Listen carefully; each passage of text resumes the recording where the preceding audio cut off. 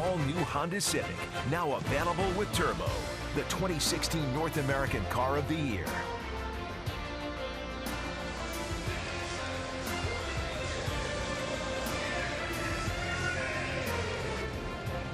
Welcome to Minneapolis, Minnesota, beautiful Target Field. This is game 3 of this 4-game series against the Minnesota Twins. The Blue Jays have won the first 2.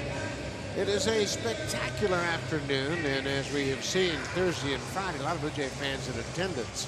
The Blue Jay hitters themselves love hitting in this ballpark. This has always been a favorite stop on the road trip, and you look at what they have done, Pat. These guys love hitting in this ballpark. Let's put this in perspective just a little bit. An OPS of 800 is outstanding, and the Blue Jays, these 5 hitters have just blown right through that. Bautista, Saunders, Donaldson, Encarnacion, and Martin, and they added to it last night with 4 more home runs. I specifically talked to Jose Bautista about that in this ballpark. He said it's not necessarily the ballpark is a home run type of ballpark. He said that the pitchers for the Minnesota Twins over the years have not been hard throwers. They don't strike you out. They give up a lot of solid contact, and for the Blue Jays with their power hitters, it just fits when they come to this stadium here. Michael Saunders with a home run, and then Darwin Barney's going to finish it off with his second home run deep to left field. So the Blue Jays love hitting at this place. Blue Jays have scored 12 runs on 23 hits in the first 2 games. And the fans of the Blue Jays, and John Gibbons in particular, have been waiting for the offense to turn things around, and last night's game was a good indication they might be ready to really break out.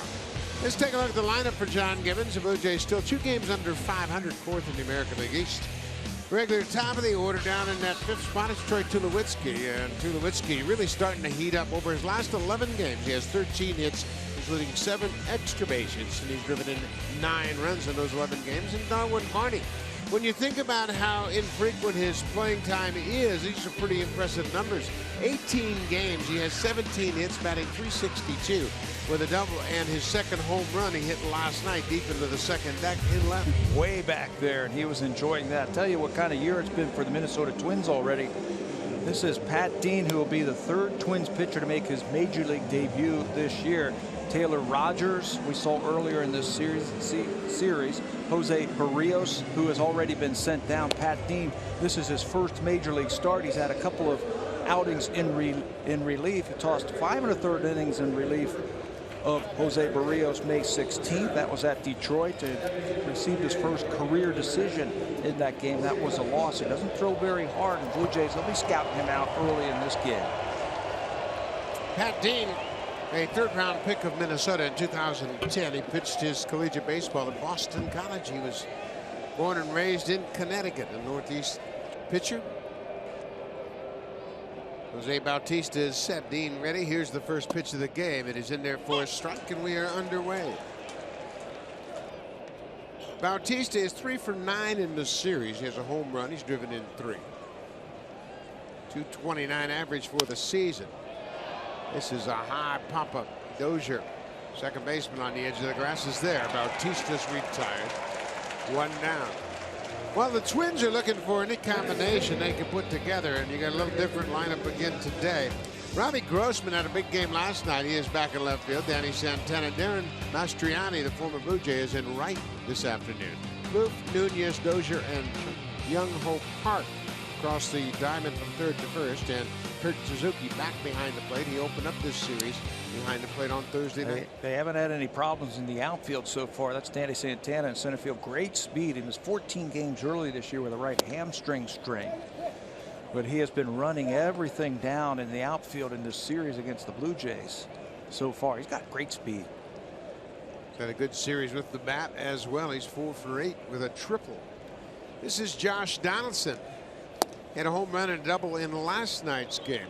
He is 2 for 9 so far in the first 2 games of this series.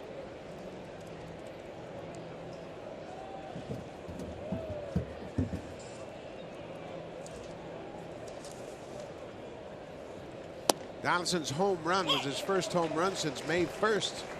Been quite a drought for him, but I think more than anything, that double he hit off the wall and right was probably a sign of good things. Yeah, go the other way if you have to. It was also a drought in RBIs for Donaldson.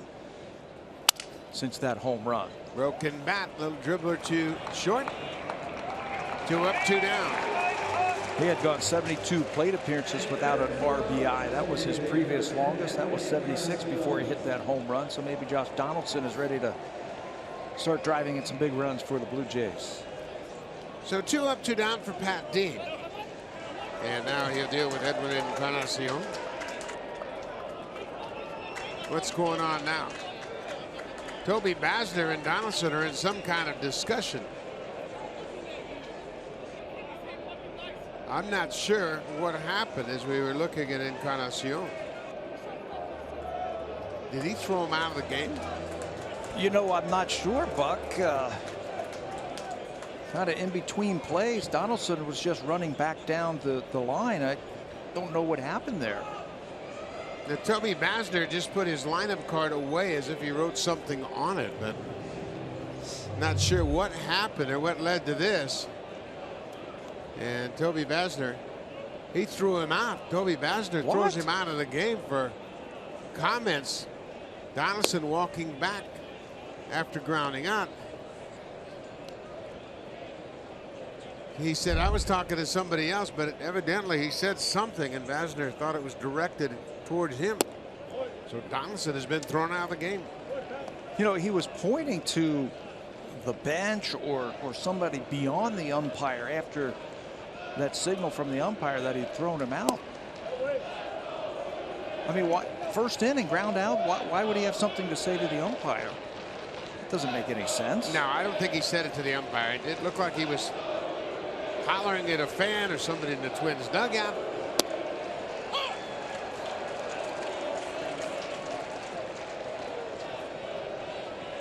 Three and one to Encarnacion. 2 outs, top of the first. Fireworks already. Foul back. It's a full count.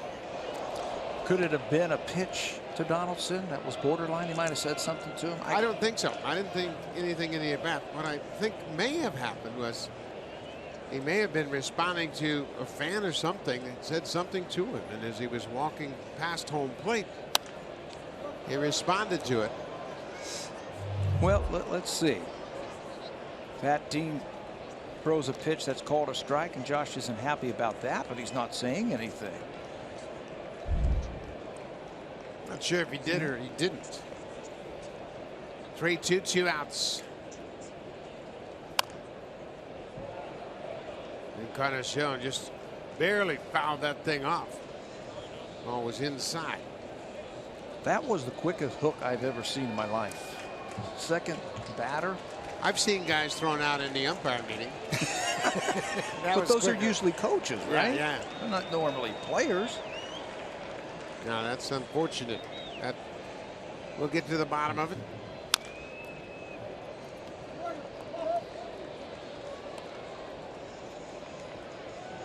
But for an umpire, and Josh had said something, and obviously we don't have any idea what he said, but whatever it was enough to trigger Toby Basner, the home plate umpire.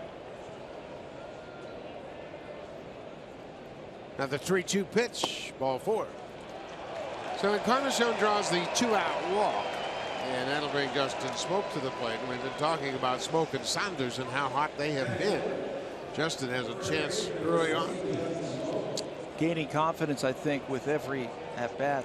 Been known as a glove man in his career who has occasional power, but this year with some consistent playing time and a better approach at the plate, he has got that batting average up to 295. He goes after the first pitch and lifts a high pop-up into shallow right. Dozier, the second baseman, is there. And the inning is over. Blue Jays leave a runner in the top of the first. When we come back, Jay Happ will take on the top of the Twins batting order.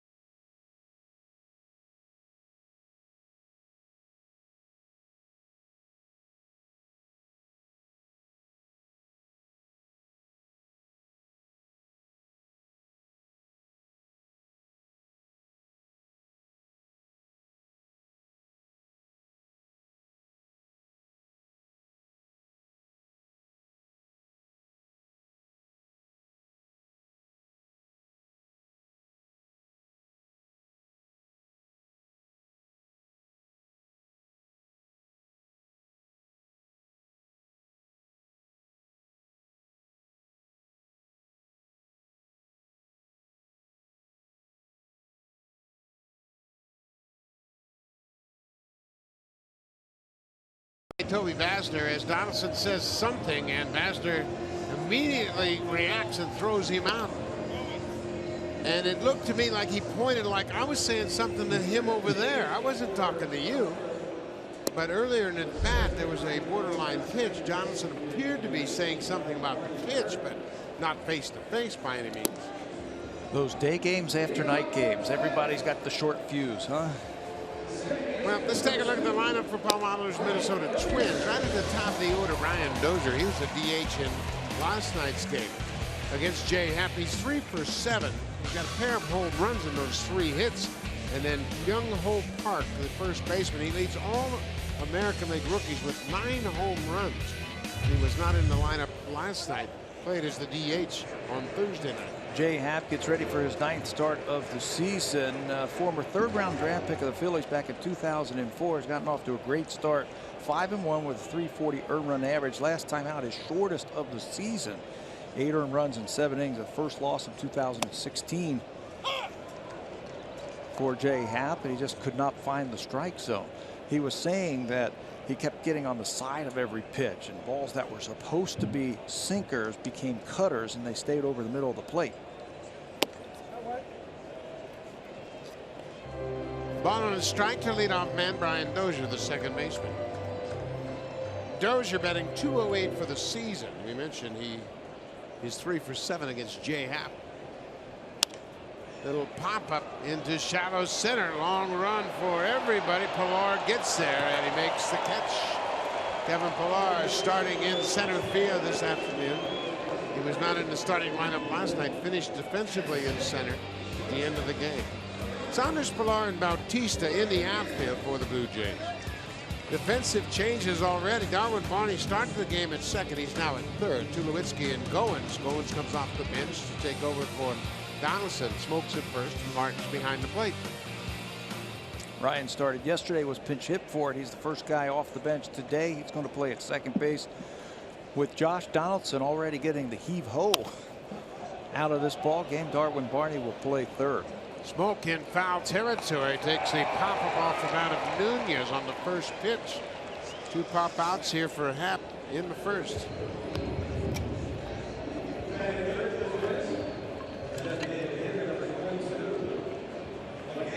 Miguel Sano will face Jay Happ. Sano, normally the right fielder, today is the DH. Joe Mauer gets the day off with the lefty Happ on the mound. He can absolutely crush a fastball. So I think Jay's going to have to use that sinker. He's going to have to use that cutter, and he's going to have to use that curveball. Sano has had problems in the month of May hitting the off-speed pitch. Coming into the game yesterday, 0.74 versus the off-speed pitch in the month of May. So change speeds on him. Sano hitting .234 overall for the month of May. But he's got those bingo numbers on the off-speed pitches. Yep, and you got to keep the ball down and away too. He's had problems with that. But late on that pitch, and one thing Happ does very effectively, even this season when he's developed such a good sinker, he can elevate that fastball. With the 4-seam fastball, he can throw it up. That's where he used to live forever. High fastball. And batters just could not pick up the spin. They couldn't pick up the speed of the ball. They would swing through 92-mile-an-hour fastballs that were up in the strike zone. Well, to that, he has added his cutter and his 2-seamer, a little sinker that goes down and away, and he's been getting a lot more ground ball outs. 2-2 pitch to Sano. Downstairs, he missed with the changeup.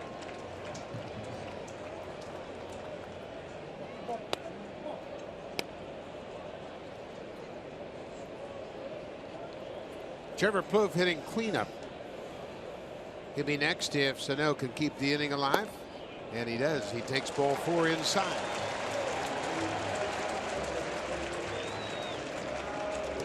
Pat mentioned the short outing for Happ last time out. He threw 51 pitches in 2 innings, charged with 8 earned runs on 7 hits and walked 1 batter. By far the shortest outing of his season. Also gave up a couple of home runs in that game. That was to Tampa on the 16th.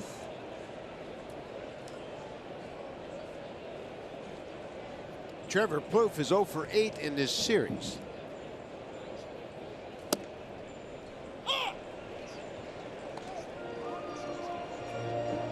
First pitch strike from Happ. His power numbers are down dramatically. He missed some time earlier this year with some injuries, so he has been in and out of the lineup.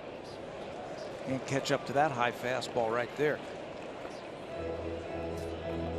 I've seen a lot of hitters this early in the season just not get on track. They've been behind the ball. I think with the weather starting to warm up and some consistent at-bats coming along, you're going to start seeing guys hitting. Jay Happ throws that fastball past Trevor Plouffe. Scoreless after an inning here in Minnesota.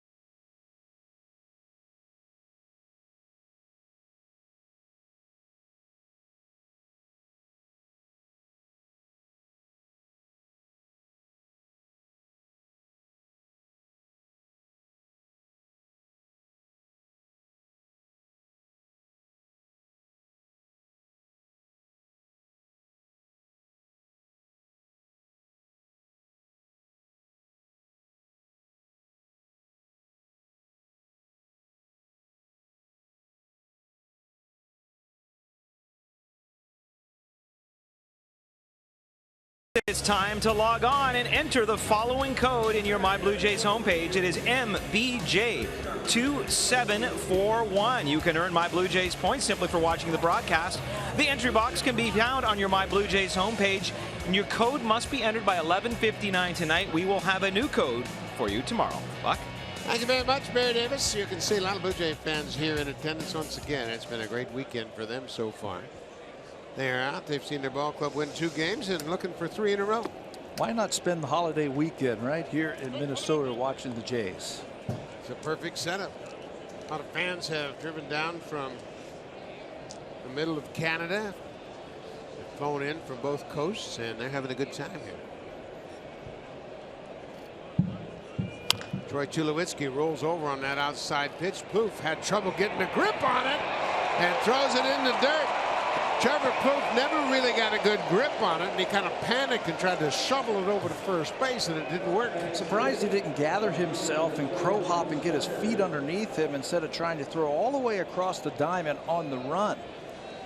He had time.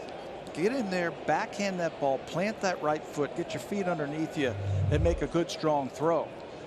Might be thinking about that strikeout that he just had. Just throws that ball over there, and Park, who's only played 12 games over there at first base, can't come up with it. But you could see Plouffe never really had a good grip on that baseball when he brought it out of his glove.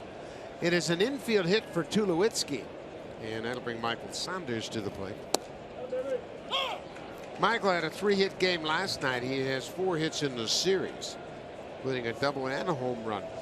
Average up to 317 with 7 homers. Built on that good May, 324 this month of May, including 3 home runs.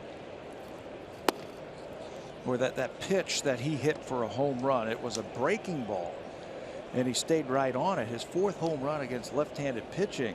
The whole key for Michael Saunders is he's got a lot of movement in his swing. He's got to start it early to make sure his hands get back into the hitting position. Pulls this one foul. And his timing has been perfect so far this year. Had a chance to talk with Brooke Jacoby this morning, and I was asking him about that. And he said he just has to keep reminding him he's got the exaggerated hand movement. Just started early. He said it's a lot like Ben Revere. Remember Ben Revere had all that hand movement? Just get it started early enough so you can get your hands back to hit. Upstairs, you can see the way the Twins defense is set up. It reflects the fact that Saunders has been hitting the ball all over the park. Fairly much straight away. Shortstop slightly toward the bag in a pull mode. They did this last night with a runner at first base. They played straight up, but when nobody was on base, they put 3 infielders on the right side. Michael took advantage of it last night with a single through the hole his first time up.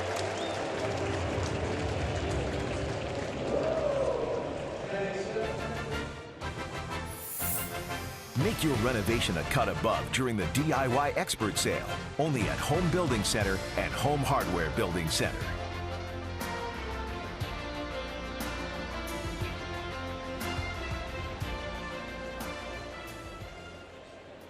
Minnesota Twins baseball has been pretty special since they moved here from Washington. Russell Martin foul tips it off the catcher's glove. Russell is 2 for 8 in this series. He has a walk in the 2 games. Average creeping up. It has been a slow climb for Russell. Still looking for that first home run, and he too has been making some adjustments at the plate. And it's a constant from series to series, pitcher to pitcher, at bat to at bat, making adjustments. DJ's feeling that his leg kick at times gets a little bit too high. Hot shot, Plouffe at third, second for 1. Back to first, double play. Russell Martin hit it hard, but right to the third baseman, and they turn the 5-4-3 double play to end the top half of the second.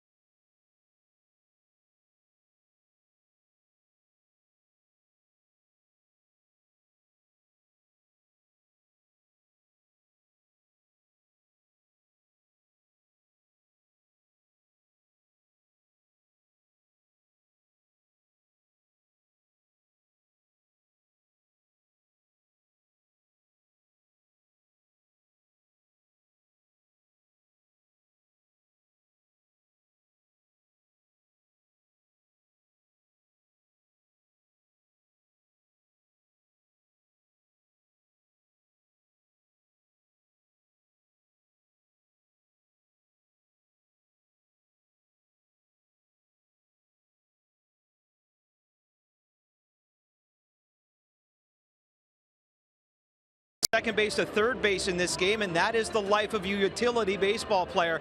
I spoke to Darwin today about being ready and being adjusted to come into games late and to play so sparingly. He said the hitting part he's got down. He spends a lot of time in the cage between innings. He spends a lot of extra time with batting practice. He said coming in for fielding is a little more of an anxious situation because you come in pretty much cold.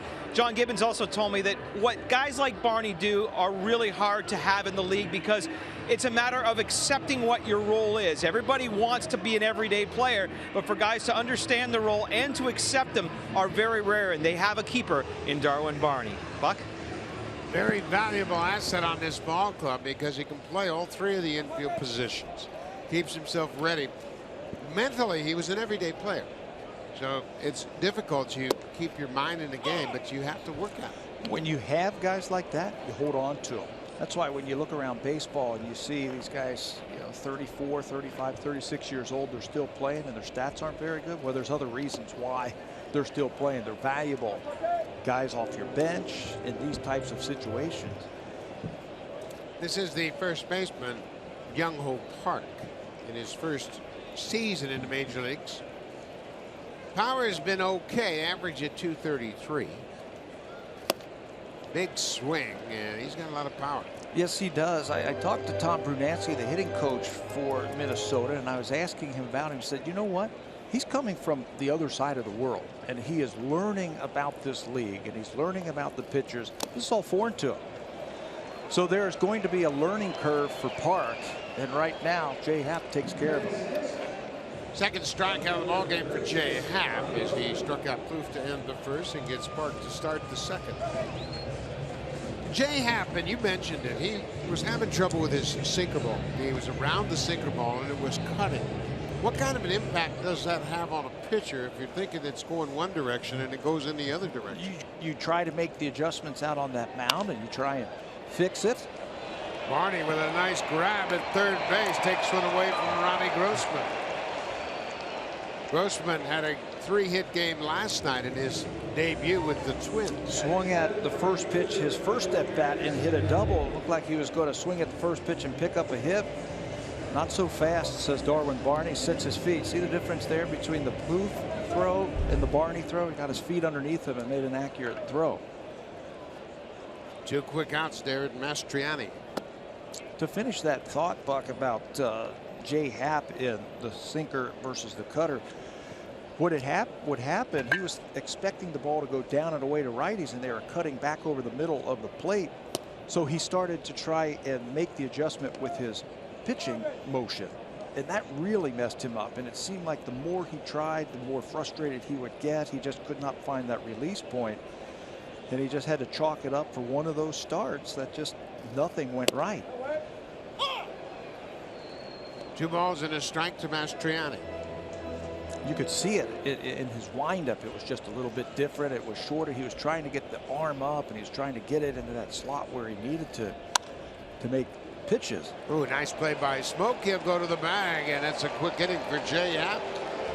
A strikeout and a couple of ground outs. We've played 2 innings, no score in Minnesota.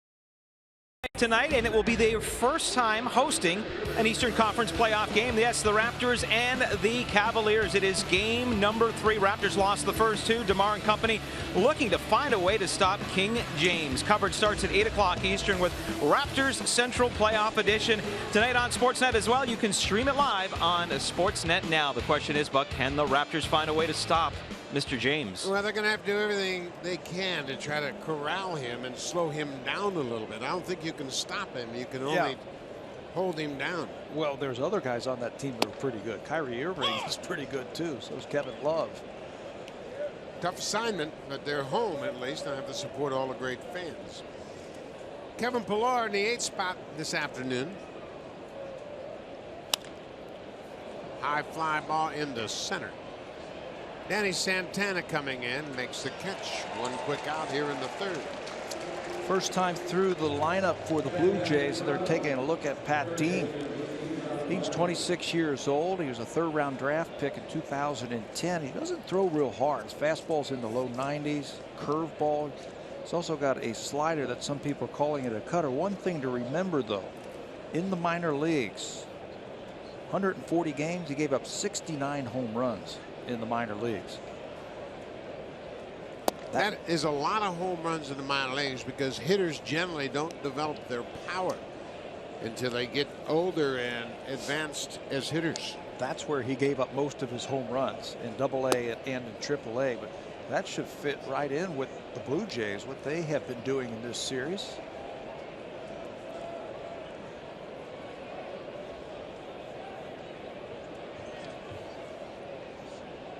Darwin Barney. 2 balls and a strike. Barney hit a long home run last night, and his only at bat hit it into the second deck. You see his last 18 games. We talked about the 362 average. But the interesting thing about it is he's not a regular player. So you're going over those 18 games. It goes all the way back to April 22nd. So it's a big span, and he has to really maintain consistency with inconsistent at bats. You spend some time in the batting cage. You get as much extra work as possible to keep your timing at the plate. You also have to keep your timing in the infield, and he's a utility type of infield, so he'll take ground balls at third and short. We have seen him at second base taking ground balls. As an extra man, sometimes you work as hard, maybe harder than everyday players. Yeah, I think extra men do have to work at all 3 positions every day when they're not playing. You know, one of the things you have to do also as an extra man, you can't just take ground balls and swing the bat. You have to go out into the outfield and run sprints. You got to keep your legs strong, because if you don't and you start playing and running, that's when you get injured. Barney is timing up Pat Dean effectively in this at bat. Pat Dean is a 3rd-round pick. We mentioned it. He pitched at Boston College and was signed by a longtime scout, John Wilson, who's been with the Twins about 20 years. And he's been responsible for the northeast part of the United States. He fits their mold, doesn't he? Throws a lot of strikes, not overpowering. Nice, clean mechanics. Yeah. Mature. Reminds me of Tommy Malone. Paul Molitor would just as soon have some immature 100-mile-an-hour pitchers. There's a drive in the alley, and that's going to get down for a base hit. Barney is headed for second, and he'll get there as he continues to swing a red-hot bat. That was a good at bat. You could see he was on everything Dean threw him. Threw that little cutter on the inside part of the plate. He whacked a couple of balls foul down the left field line. Minnesota Twins right fielders have been playing on the line this whole series, and the Blue Jays have taken advantage of that gap into right center field. Barney slices his ball into the gap, and by the time Santana runs it down, Darwin's in scoring position. I thought it might be a Miguel Sano thing because he's a young outfielder playing so close to the line, but it's the whole series. That's Darren Mastriani out in right field. And Mastriani is a natural center fielder, a very good defender. So here's the benefits of Bautista hitting in the leadoff spot. Number 9 hitter hits a double. He comes to the plate with a man in scoring position.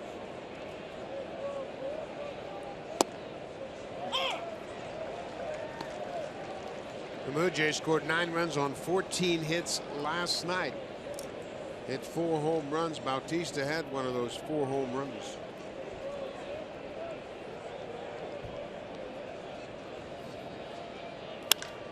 High drive to left field. Grossman is back, watching this one go into the second deck. Home run, Bautista.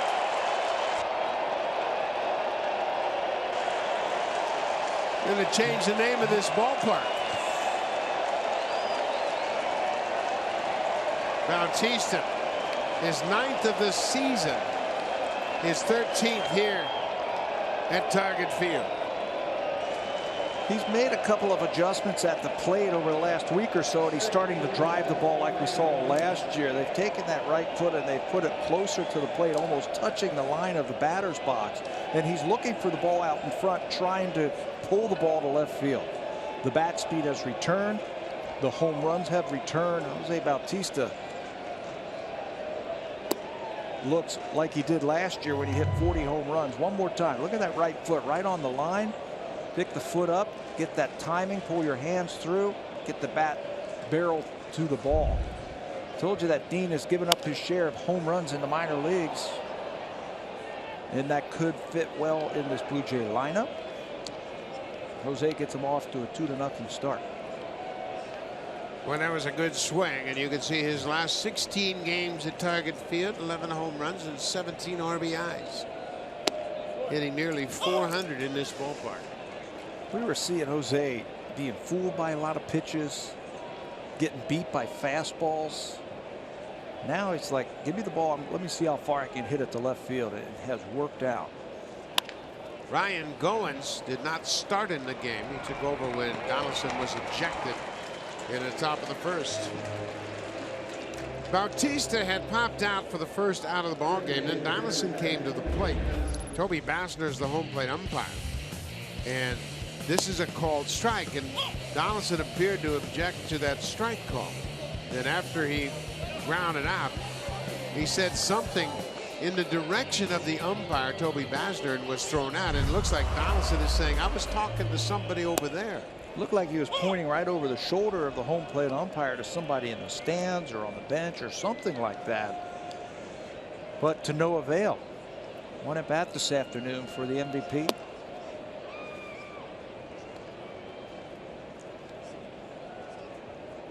Edwin Encarnacion walked his first time up with 2 outs.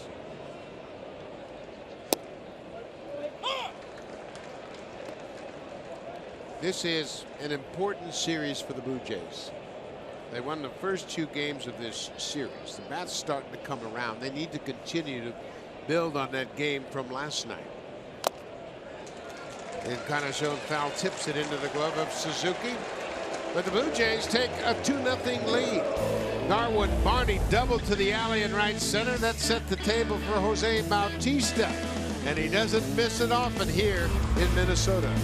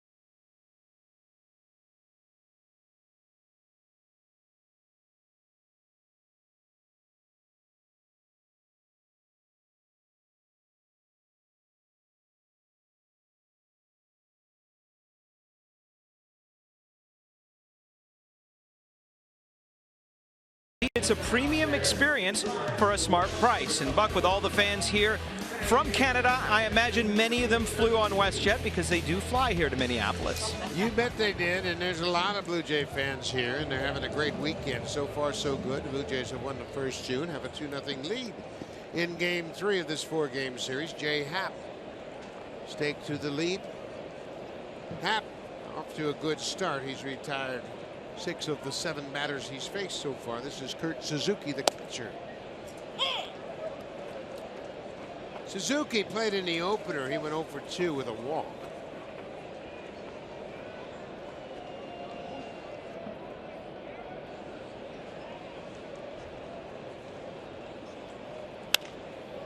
High pop up into shallow center. Pilar comes in. He gets there and makes the catch. 1 out. Well, the Blue Jays have really pitched well all season long, but they have been exceptional on the road. And you look at their ERA, they're better than the Mariners, Indians, and the White Sox. That's a pretty impressive list. Yeah, and they work well as a group, I think. You've got the hard thrower, Aaron Sanchez, who we saw last night. You got the strike thrower, the change-up type of artist, if you will, in Marco Estrada. You've got the knuckleball pitcher. You got a lefty in Jay Happ. You got a little bit of everything with this team, and I think that makes it very tough for teams to game plan, because you got 5 different types of game plans you have to get ready for. Different style of pitchers for sure. And then you get Marcus Stroman, who can throw what, 6 or 7 different pitches over for strikes at any time. We'll get a chance to see Marcus tomorrow afternoon. Danny Santana, switch hitter, batting right-handed against Jay Happ. He's had a good series. He's 4 for 8 in this series so far. Blue Jays are guarding against the bunt. He's dropped down 2 bunts in this series. He's played great defense in the outfield. Also had a triple yesterday. Aaron Sanchez was saying before the game today that that triple really upset him. He said he had to reach back for a little something extra to finish off that inning. Pilar again, this time in the alley in right center. Well, you heard a cheer on that last foul ball, and the fans here appreciative of this great catch. Watch this fan. Barehanded from the second deck, no problem at all. They got a nice round of applause. Everybody was impressed by his skills. Still got the cell phone, too. Huh? How about that? 2 outs, top of the order. Dozier takes a strike.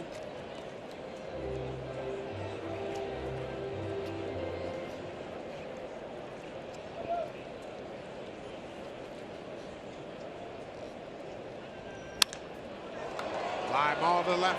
Saunders has room backing up near the warning track, but another fly ball out. Jay Happ has allowed just 1 base runner to reach.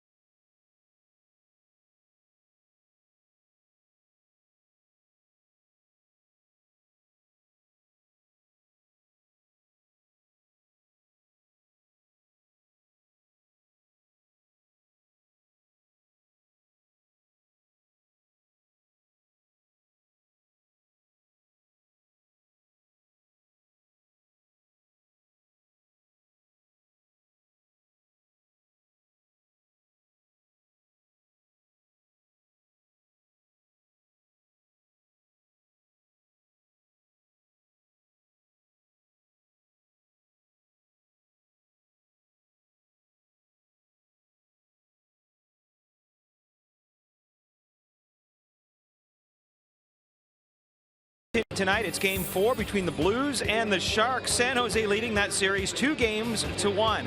It is 6:30 Eastern, 3:30 Pacific on CBC. And Buck, Logan Couture, the Sharks, is a huge Blue Jays fan, so what better way to prep for his game tonight than to sit and watch our broadcast today?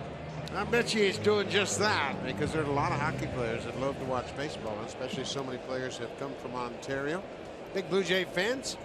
There's a young Blue Jay fan that's got a fistful of ice cream right now. Not for long. It's going to be gone. Smoke, Tulowitzki, and Saunders for the Blue Jays. 3, 4, 5, and 6 in the Blue Jays lineup. Smoke popped out to the second baseman his first time up. Blue Jays lead it 2-0. Jose Bautista, in case you're just joining us, a 2-run home run, his 9th home run of the season. Bautista's 4th home run in May.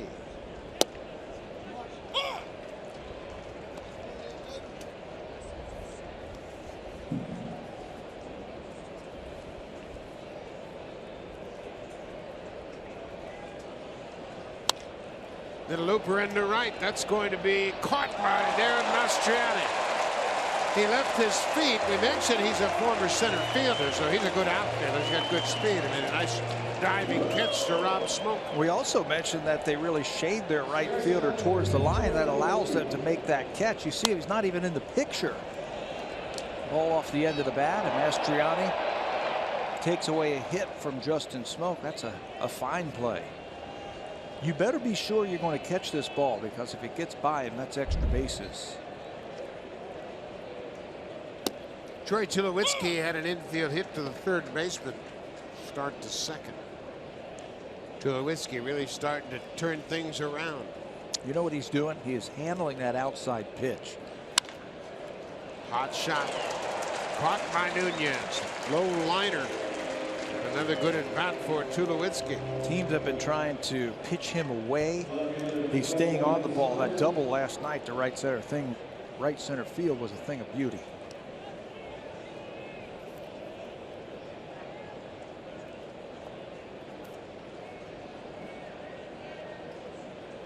Michael Saunders struck out on a breaking ball in the second.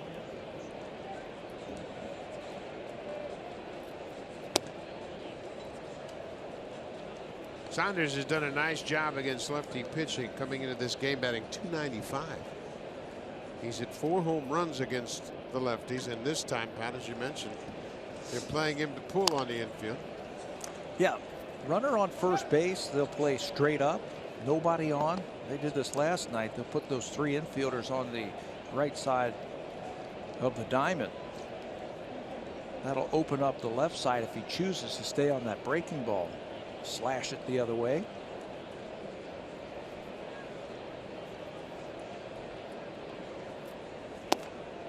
They pitch him away, tempting him to go the other way. There is some confusion, if you will, saying, wow, what's up with that? Because Michael can handle that ball, and he can hit that ball the other way. Yeah, if the only reason you're playing the shortstop in his normal position is the double play, I don't agree with that, because you're opening up holes for Saunders to hit it on the ground.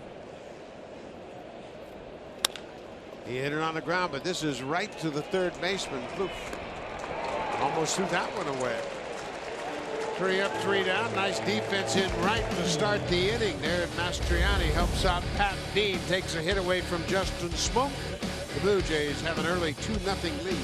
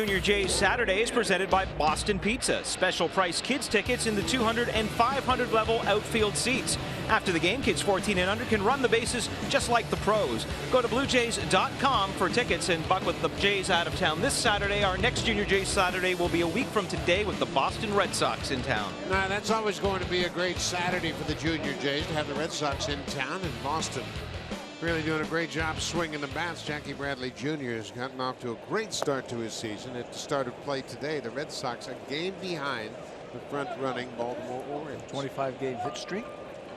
What do you think about the roof being open next weekend? Yeah, I think that's a must-do. Get that roof open, get the weather nice, and we'll have outdoor baseball at Rogers Center.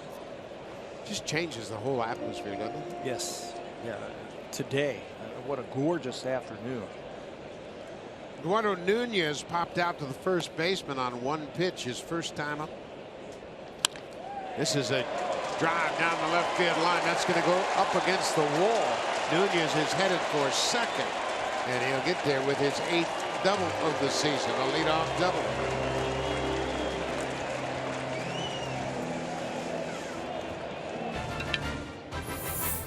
The all-new Honda Civic, now available with Turbo. The 2016 North American Car of the Year.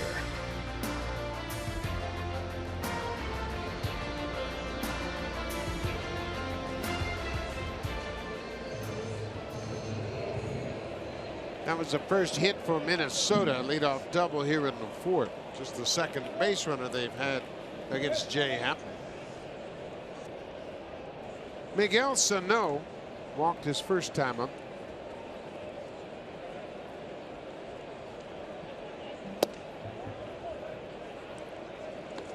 Maybe their only consistent home run hitter in their lineup. They put a lot of pressure on this young kid to stick him in a cleanup spot at such an early age in his development. They've been talking about him for a couple of years. He missed the entire 14th season with elbow surgery, had Tommy John surgery. He was a third baseman initially, and obviously with Plouffe now playing third, they've asked him to make the adjustment and transition to right field. Came up last year in the middle of the field, or excuse me, in the middle of the season. So this is the first time that he's made a team out of spring training, and there's adjustments to be made. You're playing in cold weather, you're playing in the big leagues. There's a lot of expectations on you for such a young kid. They're also expecting you to hit like you did in the minor leagues. All the home runs, all the RBIs. He had some big home run seasons in the minor leagues. Now, this is the adjustment process for young hitters. You can see Upton has 64 strikeouts, and then Sano with 60 second. Brett Laurie has 57, and Mike Napoli. Minor leagues, they don't execute game plans pitching wise that they can at the big league level. So if they find a hole in your swing, they'll expose it. Sano had 20 home run season in 2011, 28 in 2012 when he drove in 100 runs in the Midwest League. But then, as we mentioned, he missed the entire 2014 season. It's a high fly ball. Nunez going back to tag at second. Pilar sets up for the throw to third. It's a good throw, and it's in time. Right on the money. What a beauty. That is the part of Kevin Pilar's play in the outfield that doesn't get a lot of recognition, but it's one of his finest attributes, his throwing ability. That's going to be his 5th outfield assist, and it's a perfect throw. He got behind the baseball. He got his momentum coming in towards third base. And look how accurate this throw is. He takes a lot of pride in his throwing ability, in his accuracy. This is right on the base. Can't do it any better than that. Darwin Barney put tag on Nunez, and Jay Happ very appreciative of the effort, and the Twins aren't going to challenge the call. Nunez gives up the bag. It's a double play, and Kevin Pillar picks up another assist, and you're right, he did it perfectly. Here's the slide, slow-mo up close. It's on the elbow.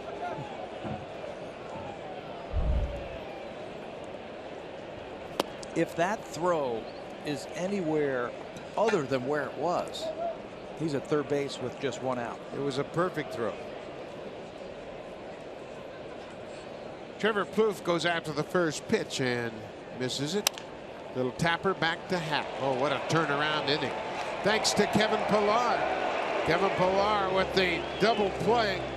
Throws out Nunez at third. The Blue Jays have a 2-0 lead. Now time for Blue Jays Central Update. Here's Jamie Campbell and Greg Zahn in the Samsung Broadcast Studio.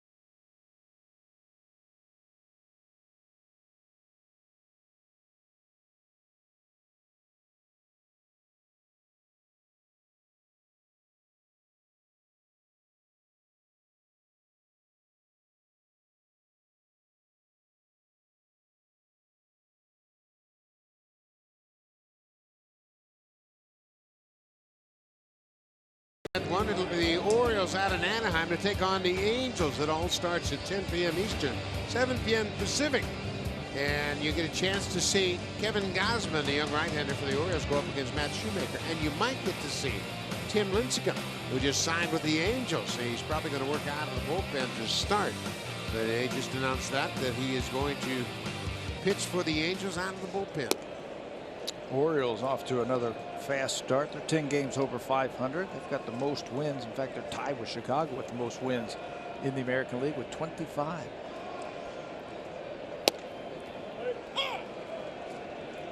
Russell Martin get into a double play his first time up. Pat Dean has allowed just 3 hits. 2 of them came in the 3rd inning. A double by Barney, and the next hitter, Jose Bautista, had a 2-run home run.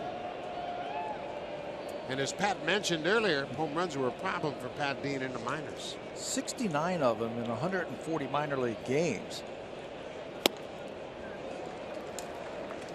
When you're facing the Blue Jays, you have to hit your spots. If you make mistakes, they can leave the yard in a hurry.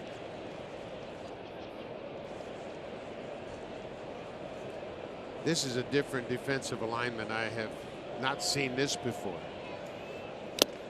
Russell Martin strikes out with 2 strikes. Dozier went to the pull side of the diamond. Generally with 2 strikes they stay opposite.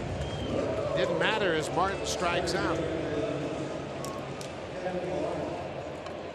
Well, they must have something in their scouting report that says that Russell pulls the ball with 2 strikes.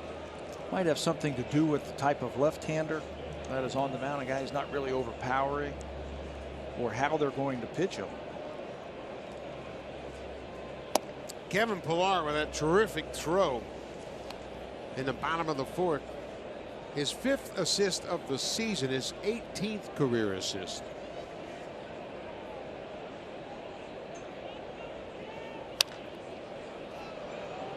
Pops this one in the air.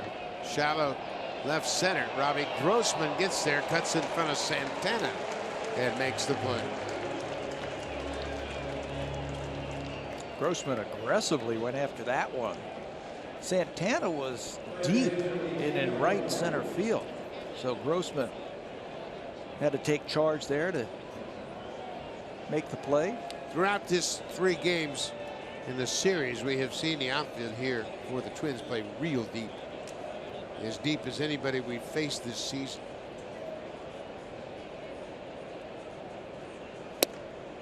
Darwin Barney homered in his only at bat last night and hit a hard double to the alley in right center his first time up this afternoon.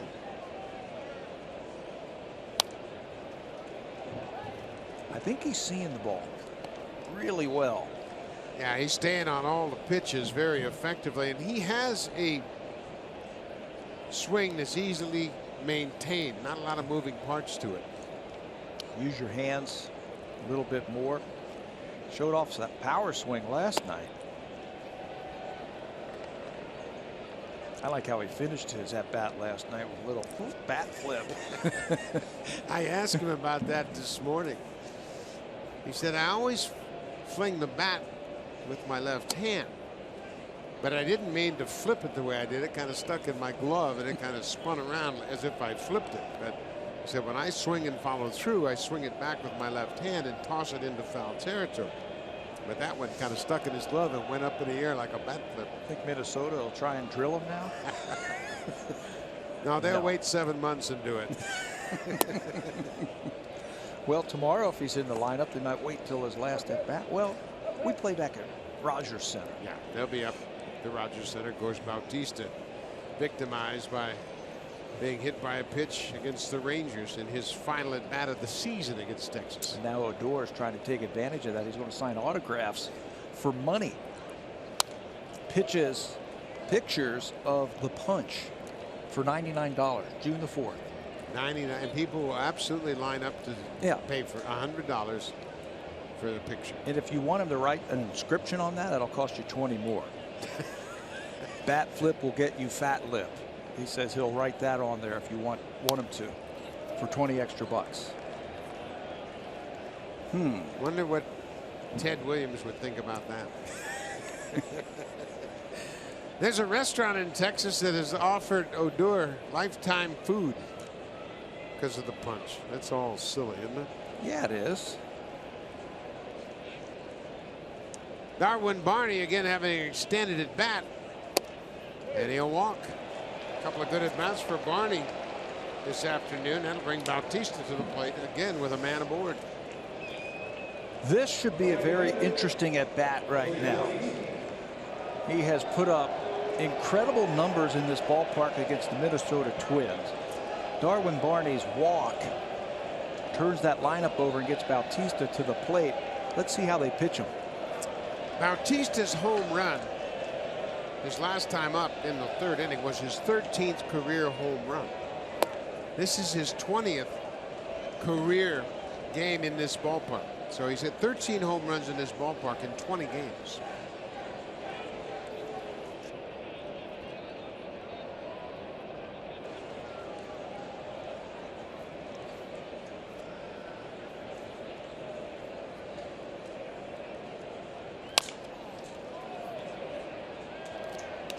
That's a fair ball. Bautista's having a look down the line. Home plate umpire Toby Bassner called it fair, and Park retires Bautista to end the inning. Blue Jays leave a man aboard.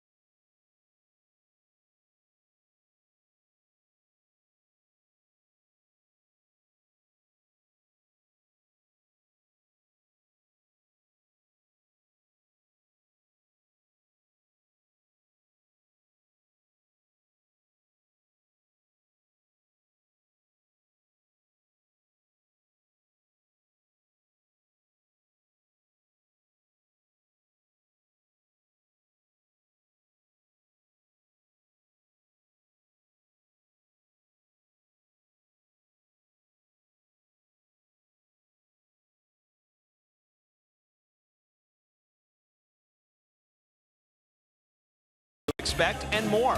Watch every out-of-market game live in true HD over 400 supported devices. Includes a free subscription to @Bat Premium, the #1 app for live baseball. Blackout and other restrictions apply. Visit MLB.tv for details. Buck? Thank you very much, Barry Davis. And there's not a whole lot going on this afternoon in Major League Baseball. White Sox playing Kansas City in Chicago. The Blue Jays have a 2-0 lead. This is Young-Ho Park, big first baseman. Park struck out against Happ his first time up. As we mentioned at the start of the show, Park leads the American League rookies with 9 home runs. Pops this one a mile high behind home. Martin now Smoke the first baseman, calls for it, and Russell Martin says thank you. I don't think Russell ever saw that ball. That is the first baseman's ball all the way. Russell aggressively going over there looking for that ball. He's got the sunglasses on. He's looking right up into the sky, right into the sun. Smoke had it all the way. Watch Russell. Looking for the ball, still never saw it. It's over your shoulder. That is such a great feeling of relief for a catcher when he hears the first baseman say, I got it. Thank you. 1 out. Robbie Grossman, switch hitter, grounded out to the third baseman his first time up. Grossman spent parts of 3 seasons with the Houston Astros. They released him in November. It's another ground ball. This one to Tulowitzki. 2 down. Boy, Jay Happ is back on track. We mentioned the rotation had one tough trip through the rotation. All 5 starters had kind of a hiccup. They've been so good up until the previous start. Then Marco Estrada got back on track here on Thursday night. Aaron Sanchez followed suit in 7 strong innings last night, and now Jay Happ pitching into the 5th, allowing just 1 hit. A couple of those pitchers were pushed the previous start. That might had something to do with it. If you remember Jay Happ's start in San Francisco, he threw 111 pitches trying to get that complete game. And if you're not used to that, the body's not used to that, your next start, you could have some issues. Trying for that complete game, went 8 2/3 and just couldn't get that final out. And then lasted just 2 innings in his next start.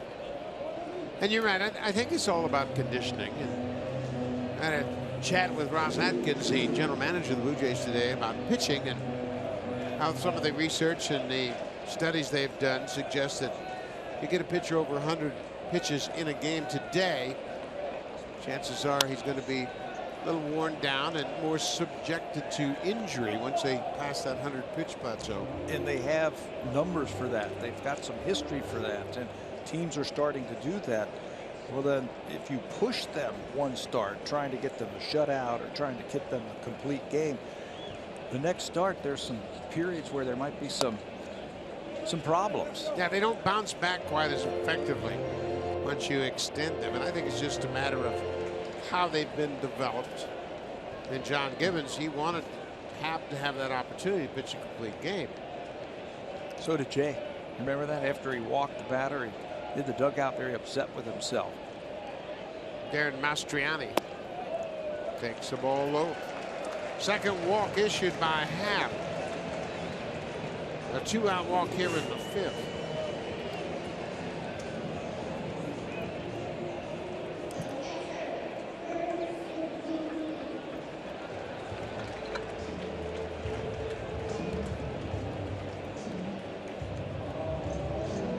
Kurt Suzuki, the catcher, he's got 999 career base hits. He popped out to the center fielder his first time up.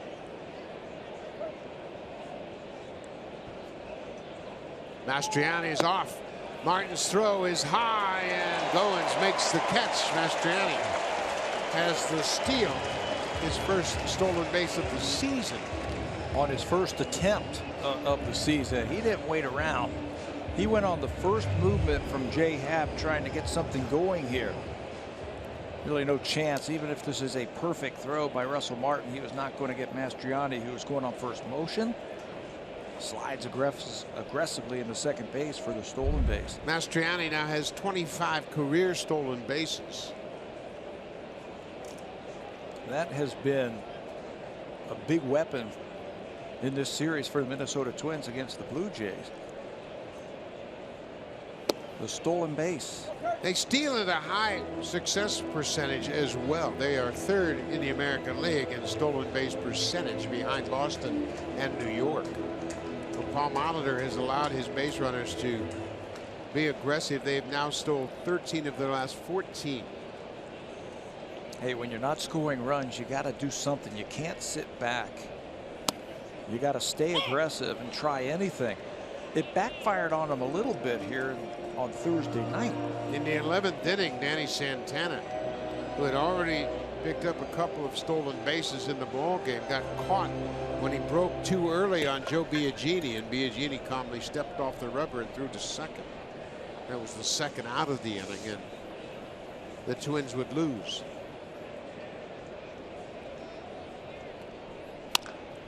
Pulled foul on the off-speed pitch. 2 balls and 2 strikes. We're in the bottom of the 5th. The Blue Jays with a 2-0 lead thanks to Jose Bautista's home run, his 9th of the season. Bautista's creeping up the leaderboard in the RBIs. For Jose, RBIs number 32 and 33. That'll put him in a spot in the top 10.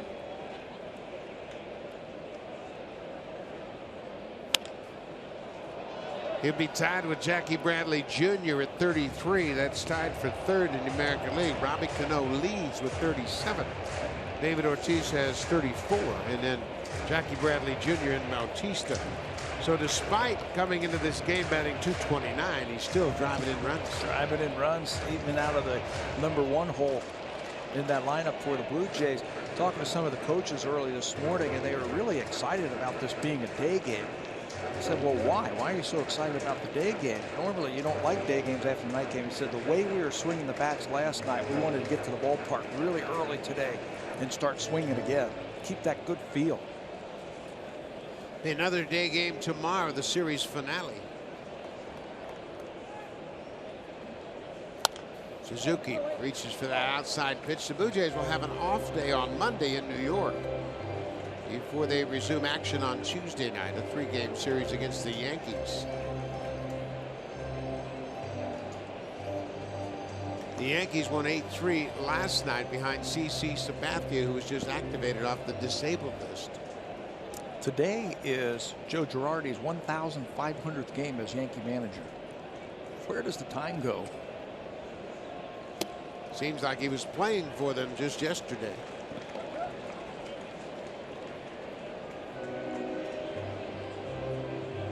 Danny Santana's on deck should Suzuki reach base.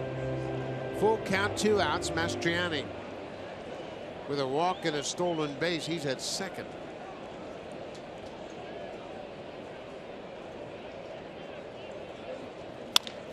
Pulled on the ground. Barney backs up. Long throw in time. So Jay Happ is through 5 innings. He's got a 2-0 lead.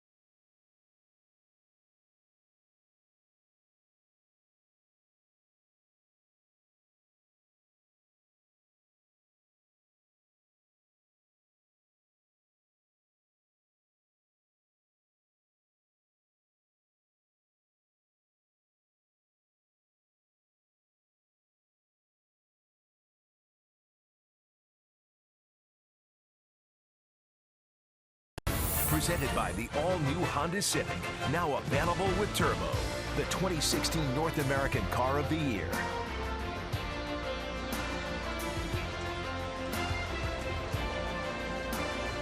Welcome to beautiful St. Paul, Minneapolis, the Twin Cities of Minnesota. We are in Minneapolis at Target Field on a gorgeous Saturday afternoon.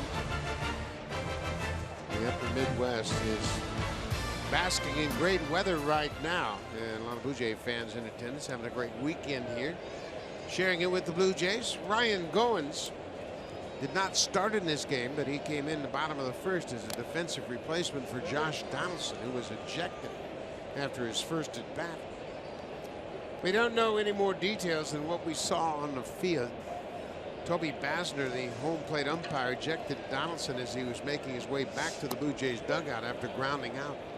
My guess is it's a mistaken identity toss. Second time that Josh has been thrown out this month. Got thrown out in Texas. I think Josh might have been saying something to someone in the stands or someone in the dugout for the Minnesota Twins, and Toby Basner thought he was talking to him and gave him the heave ho. Yeah, when Donaldson went back to plead his case to the umpire, it looked like he was pointing in the direction of the stands or possibly the dugout, but it looked to me like he said, I wasn't talking to you. Goins strikes out, 4 strikeouts for the left-hander, Pat Dean. And with Encarnacion, he has 9 home runs this season. And he has really hammered the ball upper part of the strike zone and on the inside half. Yeah, there's a pattern that you see right here. Those red dots are all fastballs, and they're in or they're up and in. There's only been 1 home run that has been hit on a fastball that has been away where he pulled that ball. So that's why we naturally see all these pitchers trying to work Edwin away. They're throwing him a lot of off-speed stuff, trying to mess up with his timing. There's one away. 91 miles an hour on the outside corner. They're saying if you're going to beat me, you're going to have to beat me hitting the ball the other way. The mistake, the home run that he hit the other day was a mistake from Irvin Santana. They were actually trying to come inside and push him off the plate, and he missed out over the plate. It was a 6th inning 2-run home run that he hit off Santana. That tied the game at the time. 2-2. Blue Jays would eventually win in 11 innings on Thursday night. You know, the best way to combat what the pitchers are trying to do to him, do what Jose Bautista's doing. Get up on top of that plate and see how far you can hit it to left field. I guarantee you they will start to change. Start to pitch you in just a little bit more. Here's the home run that we were just talking about. This was against Irvin Santana. Watch the catcher. He wants that ball inside, but it comes back out over the middle. And in this ballpark with Edwin Encarnacion, it's not coming back.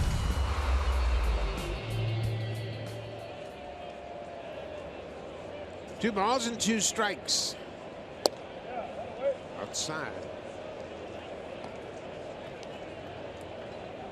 Edwin has hit 7 home runs in this ballpark in 21 previous games. They stayed away from him, and he strikes out. Back-to-back strikeouts for Dean here in the 6th. Well, he knows this is the 3rd game in the series playing against the Minnesota Twins. And look at where all those dots are on pitch tracker. Everything is away. So the adjustment has to be made where he's got to get on the plate just a little bit more and almost dare them to throw inside. Well, both Encarnacion and Bautista are such good fastball hitters. There are not many pitchers that can get it by them. You stand on top of the plate, you take away any place for the pitcher to pitch. In the Minnesota Twins, at least their starters, they aren't full of guys who throw 95 plus. Justin Smoke. 2 outs in the air. He popped up the second baseman and then was robbed of a sinking line drive base hit by Darren Mastriani in right.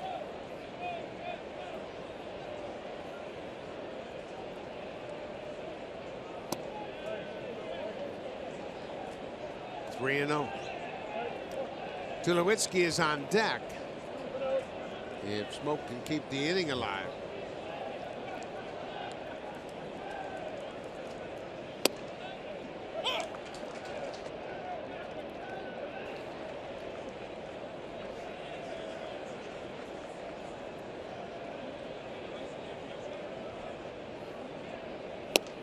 Ball four. That'll get Tulowitzki to the plate. Third walk of the ball game issued by Dean. He's got 5 strikeouts and now 3 walks. Troy Tulowitzki's had a good day at the plate. He got an infield base hit in the second and lined out sharply to the shortstop in the fourth.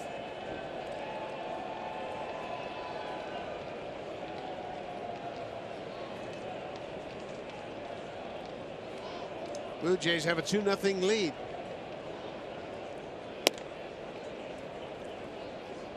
Suzuki saw something that he wants to talk over with his starter, Dean. So did Paul Molitor, and that's why he's going to get that bullpen starting to crank up for him. Working a little bit quick, trying to get through this inning. He struck out the first 2 batters here in the 6th inning. Then he walked Smoke on 5 pitches. Now he's trying to get too quick. Brandon Kintzler pitched on Thursday night against the Blue Jays. He's starting to loosen up. Molitor used 4 relievers in last night's game. Kintzler pitched an inning on Thursday night. He hasn't been able to finish off his pitches here the last 2 batters, meaning reaching out and just finishing off his pitches. So everything is leaked off of the plate.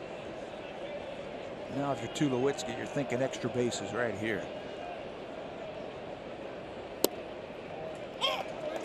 Staying away.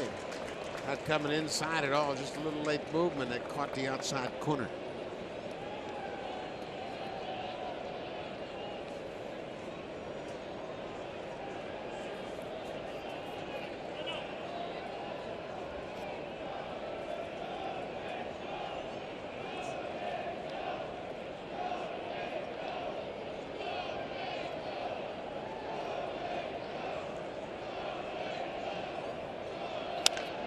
Tulowitzki lifts it in the air.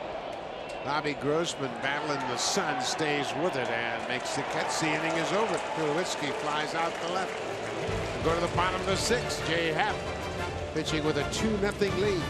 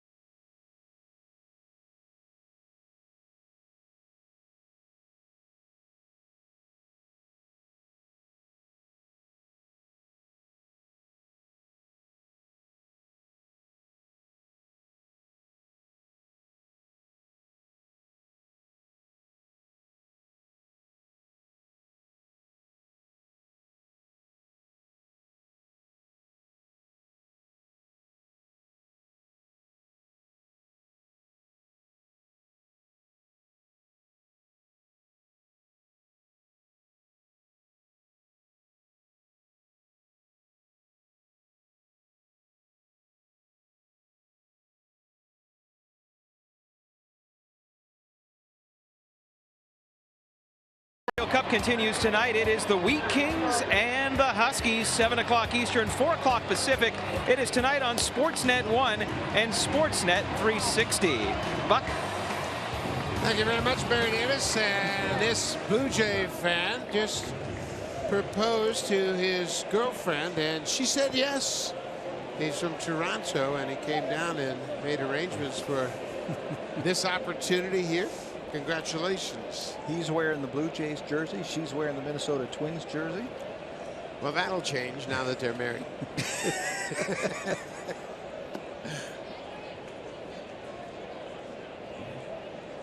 Danny Santana lead things off here in the 6th. Jay Happ has allowed just 1 hit. So leadoff double to Eduardo Nunez, who was erased on a tag up and great throw by Kevin Pillar. In the 4th inning, Nunez doubled to start the inning. Sano hit a high fly ball to center field, and Nunez tag tried to advance to 3rd, but Pillar gunned him down for his 5th assist of the season.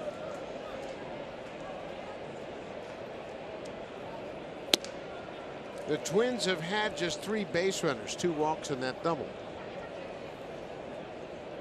Jay Happ is right back in the groove. Yeah, right back into the groove, and they got to keep this guy off the bases here to lead off the 6th inning.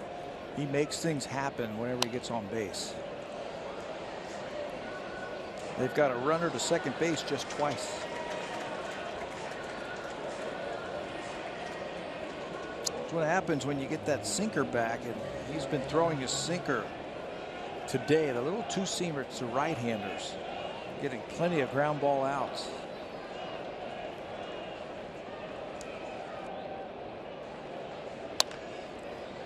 Santana just reached out and poked that into the seats, covering that outside pitch. Santana popped out to center his first time up. So far in this series, number 9 hitter's had 4 hits.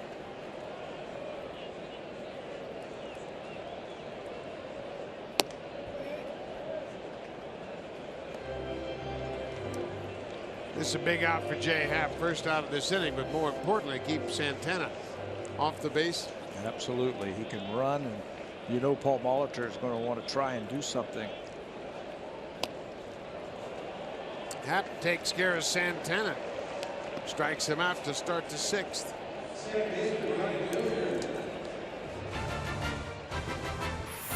Save during Canada's Color Expert Sale. Only at Home Hardware and Building Center locations. Homeowners helping homeowners with expert advice.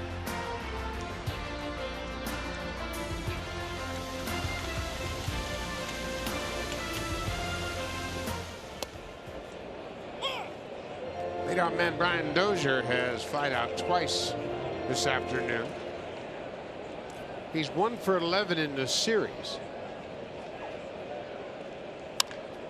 It's another high fly ball, not that deep.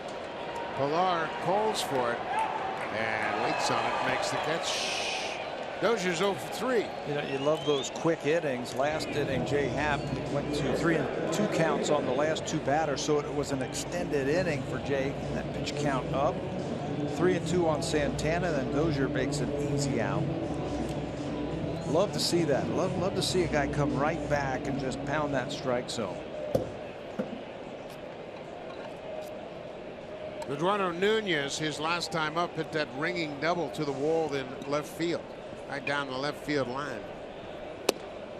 And Happ gets ahead of him. You know, on a pitch just like that, I think they have to keep the ball up against Nunez. He's an outstanding low ball hitter. That was a fastball that was down and in. Pops this one up. It'll be out of play. Aaron Sanchez took care of him yesterday with a couple of high fastballs that just rode up around the letters and couldn't catch up to him. We also saw Marco Estrada use his fastball up in the strike zone against Nunez. Estrada and Sanchez, 2 great starts here in Minnesota. Marco went 8, Aaron went 7. Blue Jays won both of those games. Jay Happ has it. Another good inning for Jay Happ. We'll go to the 7th, 2-0 Blue Jays. Michael Saunders, a 3-hit game yesterday, 0 for 2 so far. Russell Martin and then Kevin Pillar.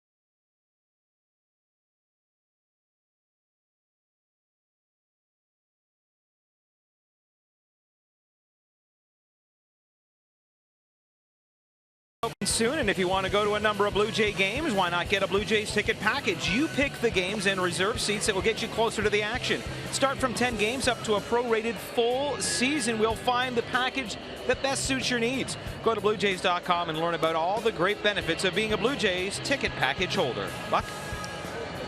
Thank you very much, Barry Davis. And Blue Jays will finish up this series tomorrow before an off day on Monday, and they'll resume play in New York against the Yankees Tuesday night. This is Brandon Kintzler.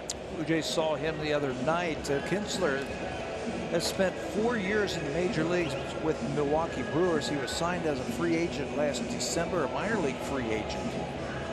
He's gotten into 5 games this year. There are his numbers. Lefties .750. I'm sure there's just a few at bats with that in his 5 games. Doesn't throw real hard. Small guy, but he generates a mid-90s fastball. He'll stay ahead in the count, throw a lot of strikes. Kintzler pitched the 10th inning of the opener on this series on Thursday night.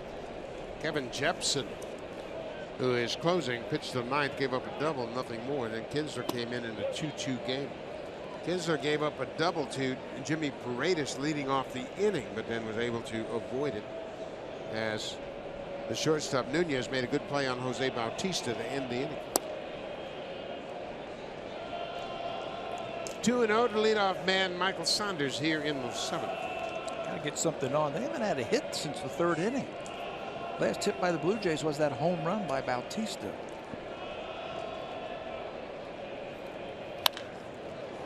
High fly ball to right.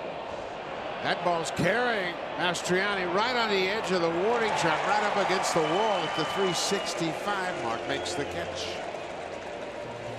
This copyrighted telecast is presented by authority of Rogers Blue Jays Baseball Partnership and may not be reproduced or retransmitted in any form.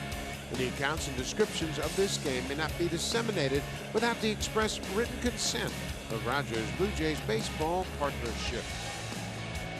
Some good defense here this afternoon from both ball clubs. Aaron Mastriani made a nice sliding catch in right, and Kevin Pillar made a terrific throw to third base to gun down Nunez trying to advance.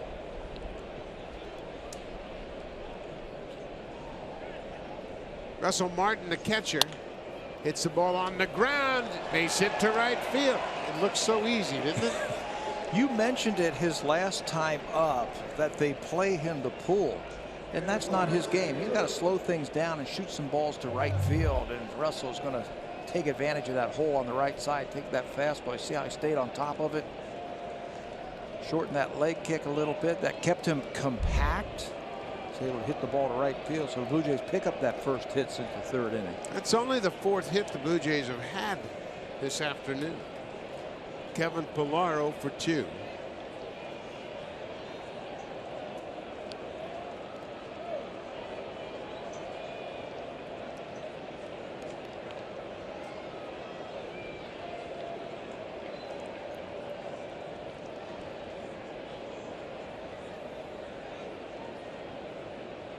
Not much of a stop there from Kintzler.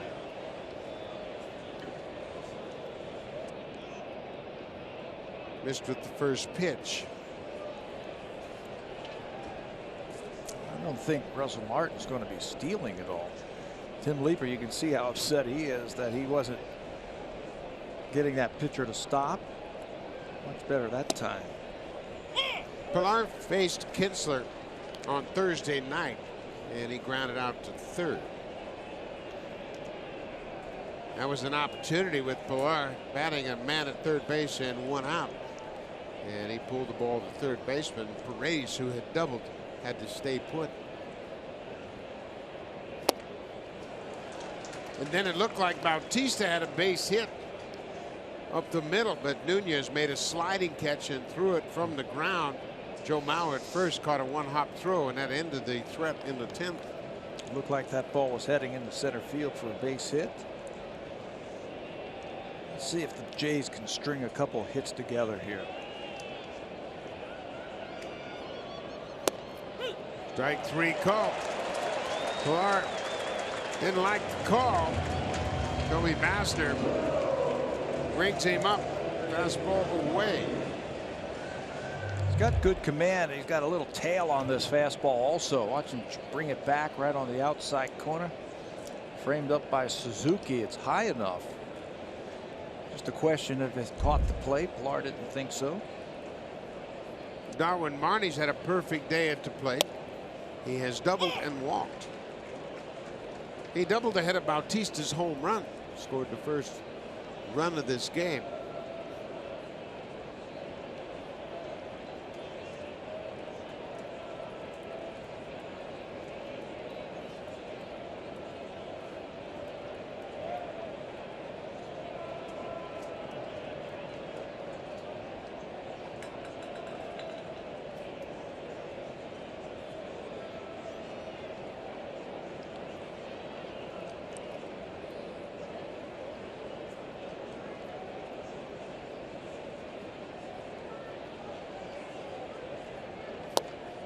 Marnie shows bunt. Troop was way back at third, but Marnie took a ball outside. Hey, that's another heads-up play right there by Darwin Marnie. Say, well, aren't you supposed to hit a double with a guy at first base and 2 outs? Yeah, normally, unless you have Jose Bautista on deck. Then you try and just get on board. Little bouncing ball back to the mound, and Kinsler fires the first to end the inning. Blue Jays strand a base runner. We'll go to the bottom of the 7th. 2-0 Jays.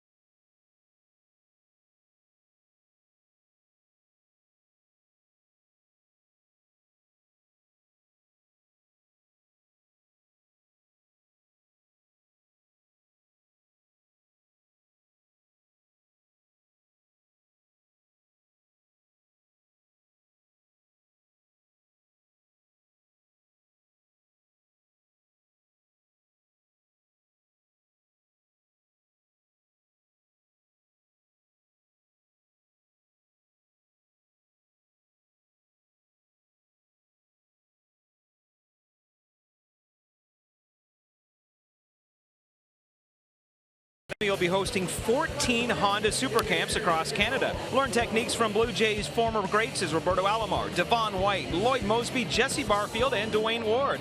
Register now at bluejays.com/camps. And Buck, the New York Yankees have just announced that Alex Rodriguez will be activated off the DL in time for the series with the Blue Jays Tuesday night. So it should be an interesting series next week in New York. Rodriguez has been out on a DL assignment with a hamstring injury, so he is back.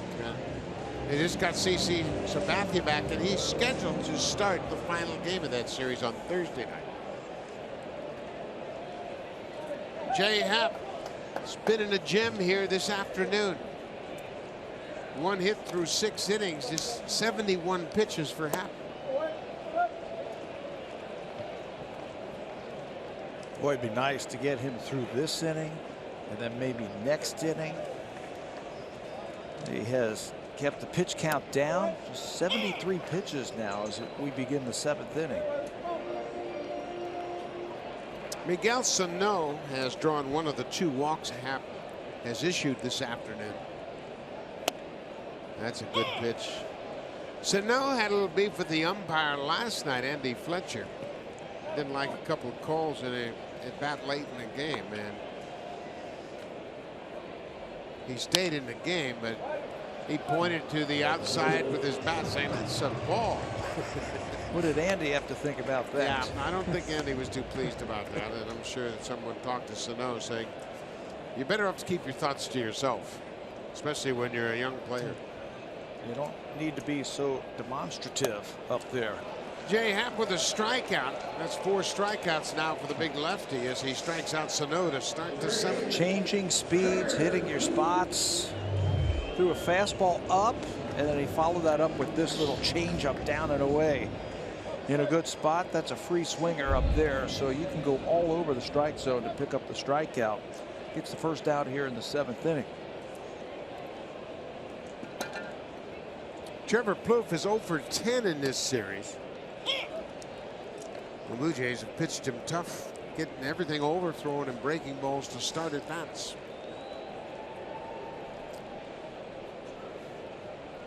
Happ got him swinging in the first on a high fastball. Yeah, he used that high fastball, and then he got him to ground out. One of the reasons I think Jay has been pitching so successfully this year is he knows he doesn't have to be perfect anymore. He doesn't have to throw that perfect pitch every single time. Just stay aggressive. He's got so many ways to get you out now. He can turn the ball over, he can cut it, he can still use that 4-seamer.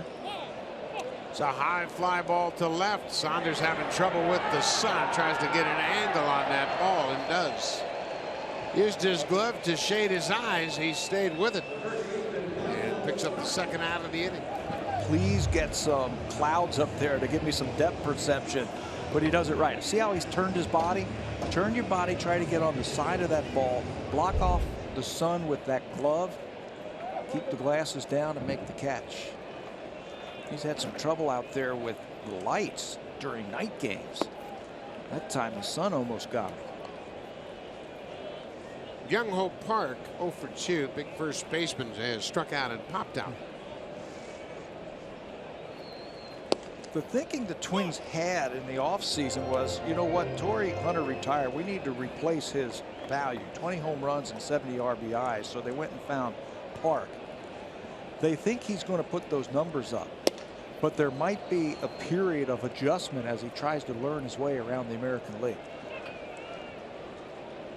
Park hit 210 home runs during his career in Korea.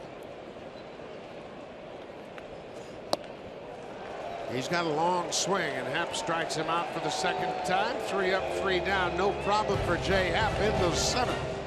8th inning coming up. Bautista Goins Encarnacion.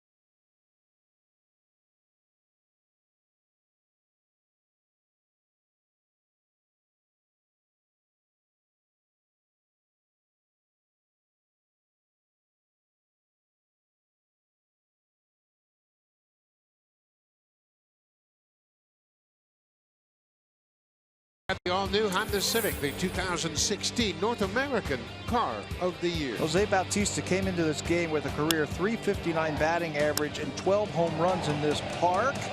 Target field, well, this is number 13. He unloads in the 3rd inning after a double by Darwin Barney. Sets that one into the stands in left field. Jose Bautista has our drive of the game. Take a look at the career home run numbers for a couple of great hitters. Jose Bautista is the power hitter. He's hit 13 home runs in 92 plate appearances, while the batting champ, 3-time batting champ, Joe Mauer, is not a power hitter. He has just 19 home runs and over 1,100 at bats here at Target Field. 1,700 plate appearances for Joe Mauer in this ballpark, and Jose's almost caught him. And I asked him a couple of years ago, I said, what is it about this ballpark? And he said, it's not really the ballpark. It's the pitching that the Minnesota Twins have had. And we talked about that through the series, that they just don't have those guys who throw 95 plus. They're around the plate. They don't blow the ball by you. And for a home run hitter like Bautista, you're playing right into his hands.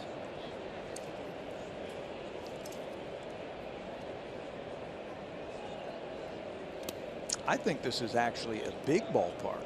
When you look at the numbers down the left field line, it's 339 down the left field line, 377 to the power alley. Yeah, the power alleys aren't deep. There's no question about that. 365 in right center. That's not deep, but it's a tall wall. In right field, the fence is 23 feet high. Bautista spoils a pretty good pitch. 411 to center field. Yeah, that's big boy territory. You hit it out there, you've earned it.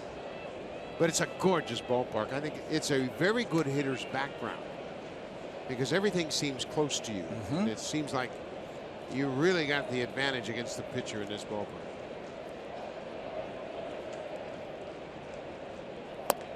Bautista draws the walk. Let's check in with Jamie Campbell.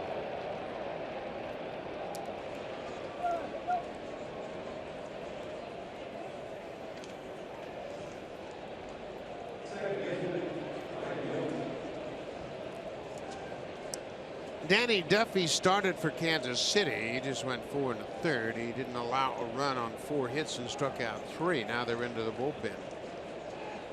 Peter Moreland is into the ball game now, the reliever in Kansas City, after a slow start. Starting to pick things up. They're a game over 500. Chicago atop the AL Central. They have a game-and-a-half lead over the Cleveland Indians at 25-17. Ryan Goins fouls it back. Goins 0 for 3, and he thought he was going to have the start of the game off. That wasn't the case, as Josh Donaldson was ejected after his first at bat, and Goins was thrust into the game immediately. Took over at the bottom of the first. They had some choices. Do they go with the offense with Paredes? Do they go with the defense with Goins? And they went with the defense. Now he's got a chance to help him offensively. His first 2 swings, he was trying to pull the ball. That hole with Park holding Bautista on at first base, he was trying to pull. Now he needs to just level it out, go the other way. Strike 3 call. Toby Bassner rings up Goins. Second strikeout for Kinsley. 7th by the Blue Jays this afternoon. You know, unfortunately for Ryan, this tailing fastball, he thinks it's outside, but it's called a strike. Nothing you can do about that.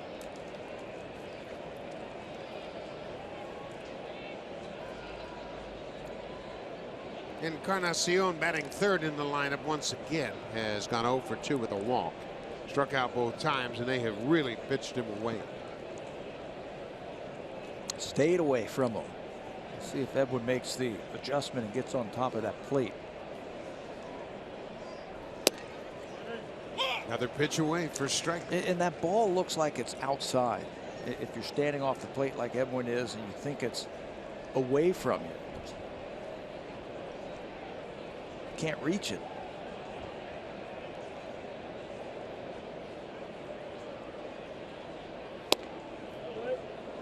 Back the same pitch.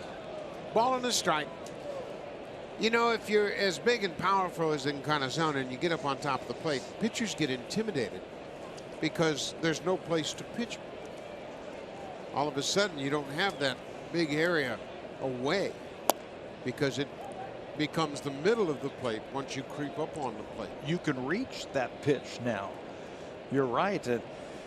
Pitchers, they don't pitch inside like they used to, for a purpose. And if you're on top of the plate where your hands are basically hanging over the plate, there's no place for that pitcher to go.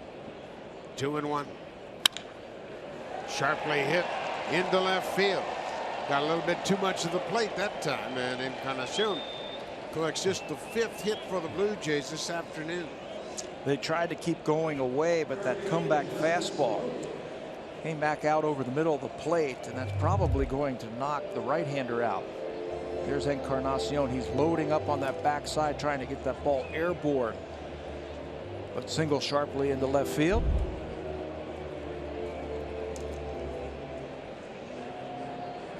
So Kitzler goes an inning and a third. He leaves after the base hit. It'll be the lefty. Turning around Justin Smoke. He'll bat right-handed against Fernando Abad when we come back.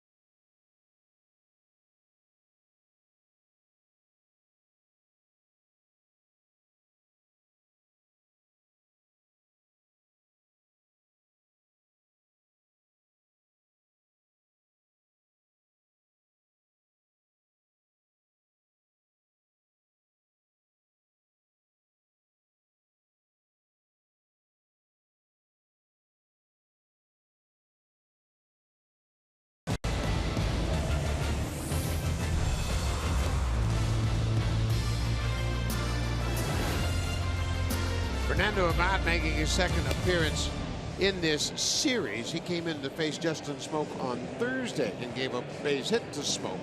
He's going to try it again this time. Pulled that ball to left field. Right-handers hitting .314. Lefties have not got a hit off of Abad this season. Let's take a look at it back Thursday. Breaking ball, and he loops it into left field for a base hit. Abad has had the longest scoreless streak by a Twins pitcher this year, 9 2/3 innings, so he's pitched effectively out of the bullpen, but he's going to pitch with a couple of runners on, and Smoke and Tulowitzki coming up, two of the hotter hitters the Blue Jays have. Tulowitzki had the RBI off of Abad. That was the game-winning RBI. So Bautista's at second. He walked.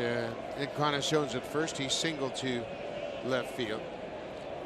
Justin Smoke goes after that first pitch. He looked for a fastball after hitting that breaking ball on Thursday. He knew exactly what was coming right there, and Bob put it in a good spot for him. Justin Smoke leads the American League hitting close and late.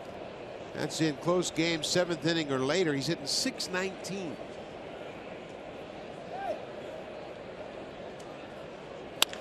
Ground ball up the middle. Flip to second, Dozier to first, double play. This time Abad wins the matchup. He gets the double play off the bat of Justin Smoke. We'll go to the bottom of the 8th. The Blue Jays have a 2-0 lead. Now time for a Blue Jays Central update.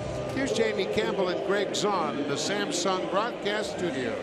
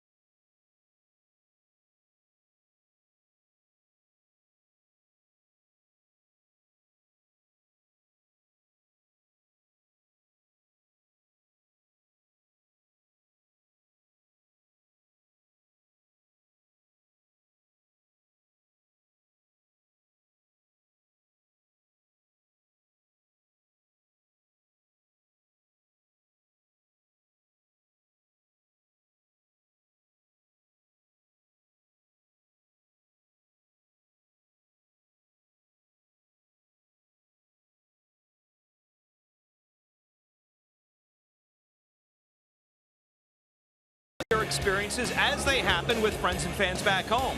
With Roam Like Home from Rogers, you can use your phone exactly as you do at home, starting at $5 a day in the U.S.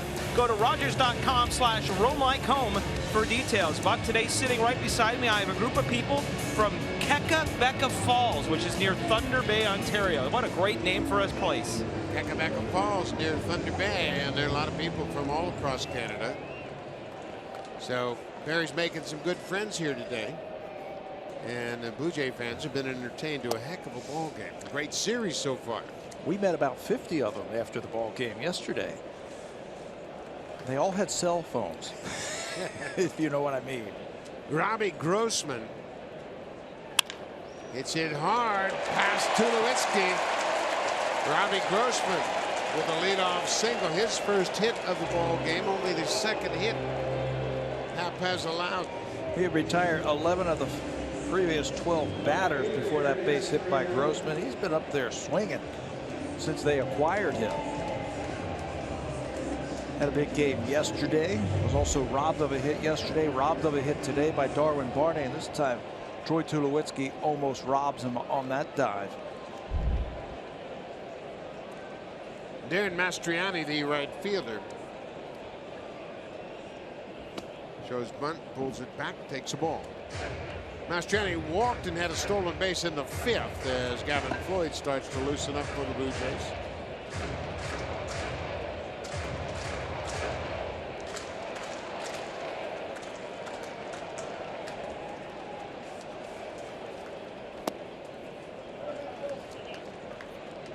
Happ got a double play in the 4th, but it was a fly ball, throw him out a 3rd double play as Pilar made a terrific throw to 3rd to gun down Nunez trying to advance.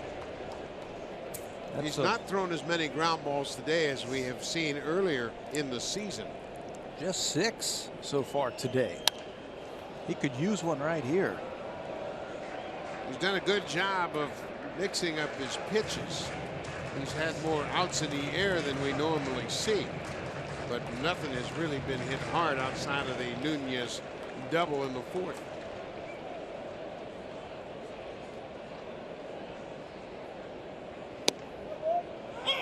Well, he got that in a good spot. The pitch seemed to surprise Mastriani. Pushed him back. That's the stat right there that's important. 11 double play ground outs, 2nd in the American League. Only Martin Perez has thrown more. Mastriani protecting that outside corner. The Blue Jays have a 2-0 lead, and that's significant because they are 0-11 when scoring 2 runs or less. Another example of how good the pitching has been for them. Happ leading 2-0. The Blue Jays are 4-16 when scoring 3 runs or less. Kurt Suzuki, the catcher, waits on deck. It's a full count, nobody out. Boy, this is a big pitch right here for Jay. And he walked him. Mastriani walks for a 2nd time. 3rd walk of the ball game issued by Happ.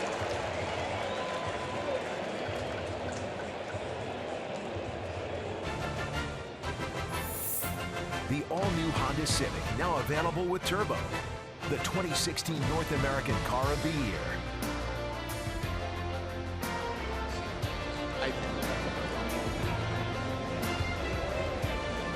Great day at the ballpark. Have a hot dog, have a good time, watch a great ball game. And Pete Walker's out to talk to Jay Happ.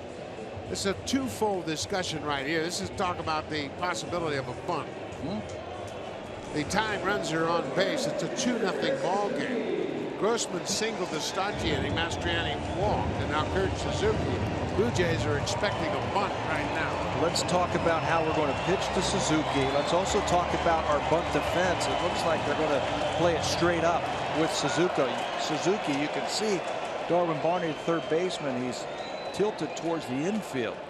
Anything hit on the ground hard to him, he will field it. Jay Happ makes the catch on the bad bunt. Suzuki pops it up. That's a huge out for Happ. Fundamentals. You got to execute the fundamentals, and Suzuki had a sacrifice bunt earlier in the season, but this time he pops up. You know, there's plenty of speed on the bases, so it doesn't have to be perfect. The problem Suzuki had is he dropped the barrel of that bat below his hands, and anytime you do that, that ball's going to go straight up into the air. Bunts it right back to J-Happ. If he caught that ball with his feet underneath him, he had a chance for a double play, but he has to dive for this ball and alertly checks where those runners are. Down the right side, that's a base hit. Coming around third is Grossman. Mastriani's being waved.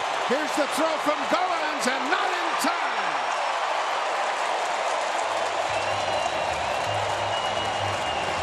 Danny Santana, with just his second hit as a right-handed hitter, has tied it up. He has been a thorn in the side for the Blue Jays this whole series. And after the bunt is popped up, Santana cashes in a couple of runners, and unfortunately for J-Happ, he's going to be taken out of this game, and he can't win it now. He's pitched such a beautiful game getting into the 8th inning and will not have anything to show for it. Prior to that hit, Danny Santana was 1 for 17, batting as a right-handed hitter, a 2-run double. Gavin Floyd into the game to face Brian Dozier.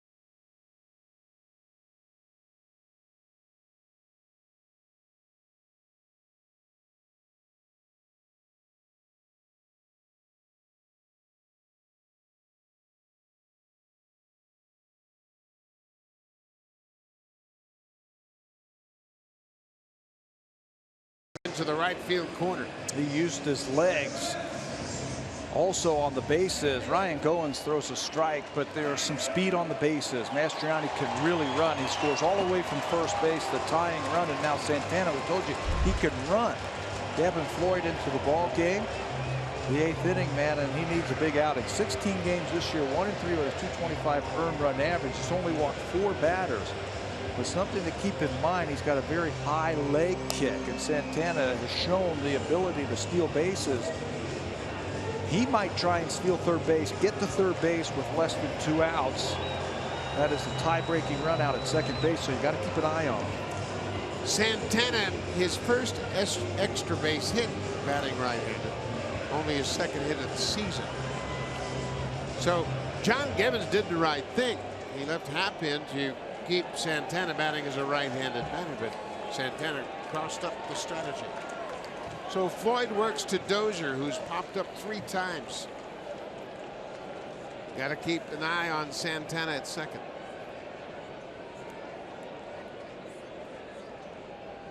There he goes. Pitches inside and hit him. Oh, what a break. That was a huge break for the Blue Jays. Santana has to go back to second. The ball is dead when it hit Dozier. Looked like a curveball from Gavin Floyd that he was going to try and bend to Dozier, who is a first pitch fastball type of hitter. The Twins picked up on that. Santana takes off. Watch the breaking ball. Just clip him. Santana had that base stolen. Wasn't going to be close. He had a running start. So now the Blue Jays will deal with Eduardo Nunez, who has doubled today. Nunez is a very good breaking ball hitter, and that's Floyd's strength, that great curveball. 2-2 ball game.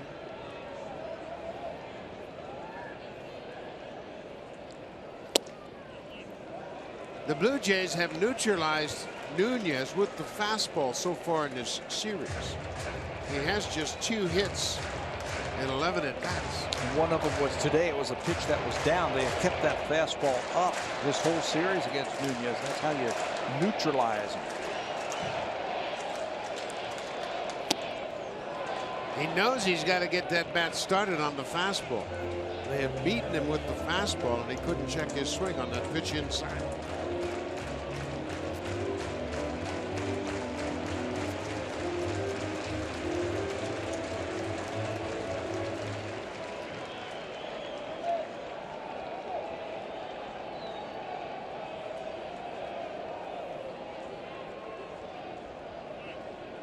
Nunez asked for time. Russell Martin wants to talk things over. Martin has been behind the plate and watched the swings of Nunez, so he knows where they can beat him. Now it's a matter of Floyd executing. And I think you also have to take into consideration the speed that's on the bases. Throw a looping breaking ball. Just takes a little bit longer to get to the plate. If the runners are taken off, Russell Martin will have no chance to try and get him on the bases on that steal attempt.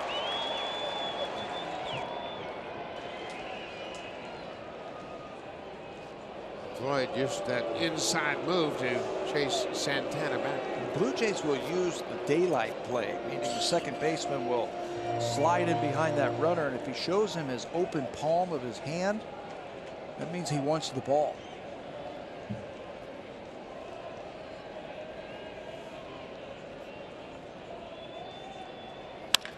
Swing and a drive deep to left. Nunez has just hit a 3-run homer.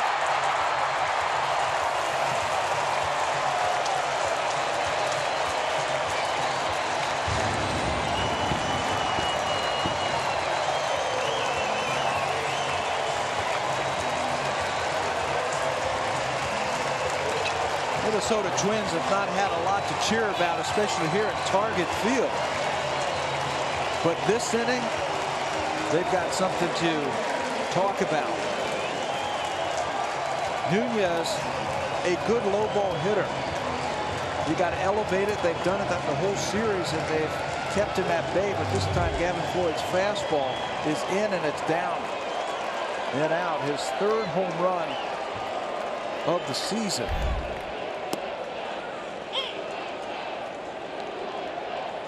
A 5-run inning for Minnesota.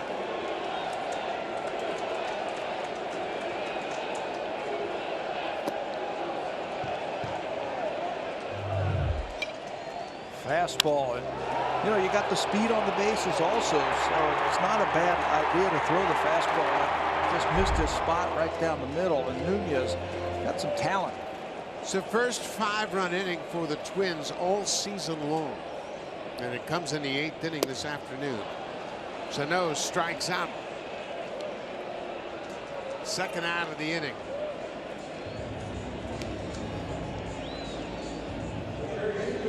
Well, what a tough inning for the Blue Jays after Robbie Grossman had a leadoff single. Mastriani walked, and then Suzuki popped up the bunt. Looked like the Blue Jays caught a break then. But then Danny Santana tied it up with an opposite field double. Just stuck his bat out there, went right with the pitch. It wasn't a poor pitch by Jay Happ. Just a guy who has put up a pretty good series against the Blue Jays so far, defensively, offensively, on the bases. So Jay Happ is charged with all 3 runs here, and he's on the hook for a loss. Gavin Floyd, the 3-run homer, he's charged with 2 of these 5 runs. Sometimes the game just isn't fair, is it? I mean, he was absolutely on cruise control. Pitching into the 8th inning. A walk, a hit, and a double. Robbie Grossman has been a real spark since he's joined the Twins. He got it started with that base hit to left, his first hit of the afternoon. It was only the 3rd hit that Happ allowed all afternoon. So Happ's line 7 1/3. He's charged with 3 earned runs, and they all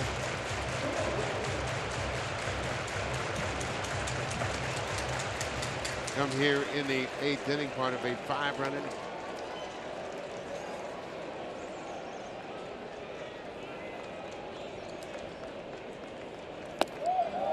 Inherited runners continue to be a problem for the Blue Jays bullpen.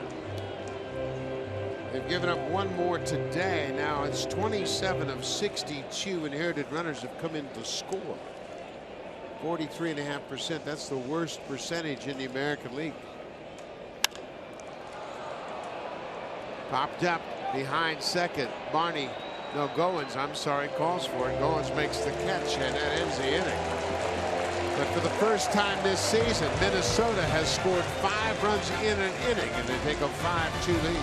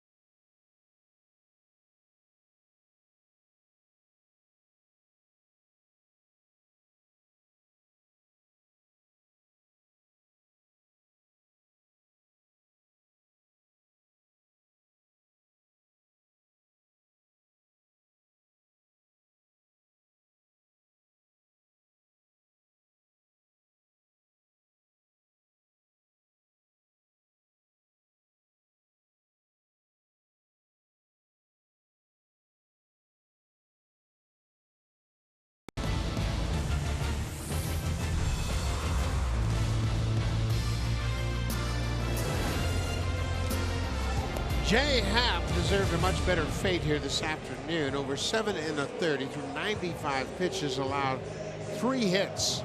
He gave up the double to Danny Santana, then tied it up, and then he's charged with Santana as Gavin Floyd gave up the 3-run home run. 3 walks, 5 strikeouts for Jay Happ, and he is on the hook for the loss. Unfortunately, Kevin Jepsen, the closer for the Minnesota Twins, will come in. He's 2-4 with an ERA just under 5. He's only worked 16 1/3 innings.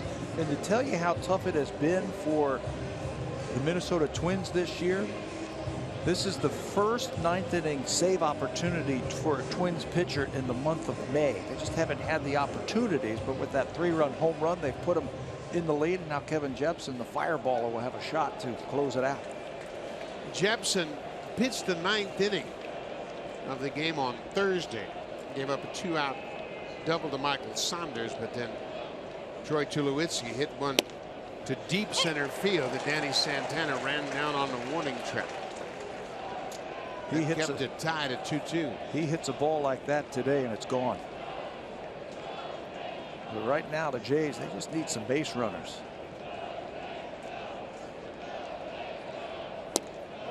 Jays trail by 3.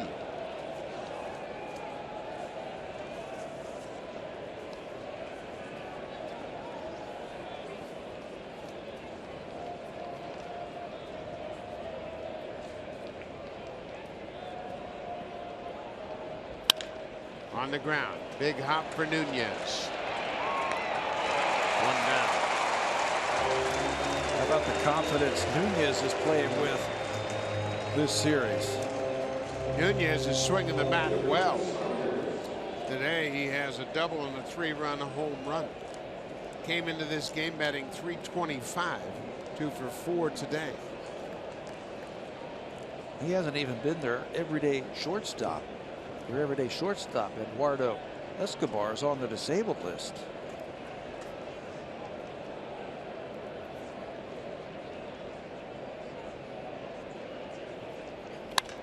Michael Saunders hits one high and deep to right into the second deck. Home run for Saunders. Home run number 8, RBI number 15.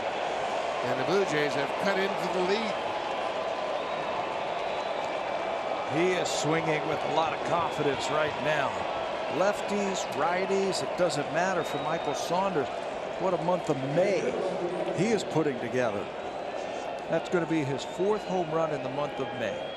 A .324 batting average, and he gets the Blue Jays 1 run closer. And now DeMarlo Hale and John Gibbons talking about their options down in that Blue Jay dugout. You know, and I'm sure Jimmy Paredes, his name has come up. One more time, you're up by 3 runs. You got to challenge guys. Saunders knows that, and he puts a charge into that one. Russell Martin had a single through the right side of the infield his last time up.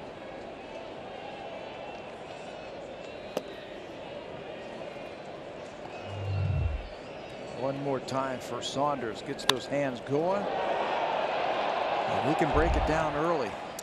It's only the 6th hit for the Blue Jays this afternoon.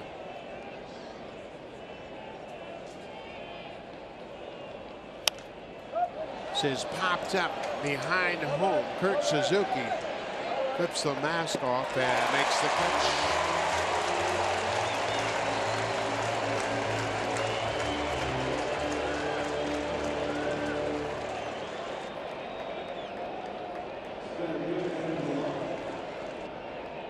So Kevin Pillar trying to keep the Blue Jays' hopes alive here with 2 outs in the 9th. Jimmy Paredes indeed has grabbed the bat. He's come out on deck.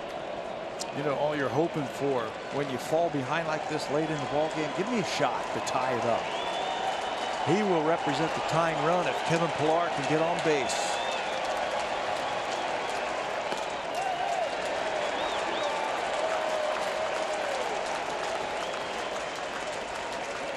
Kevin Pillar 0 for 3.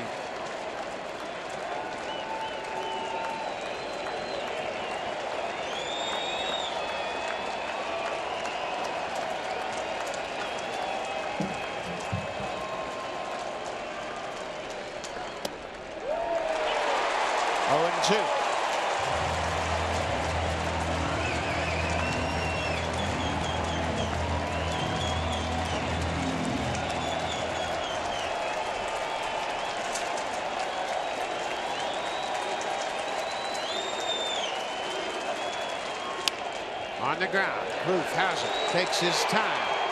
Ball game.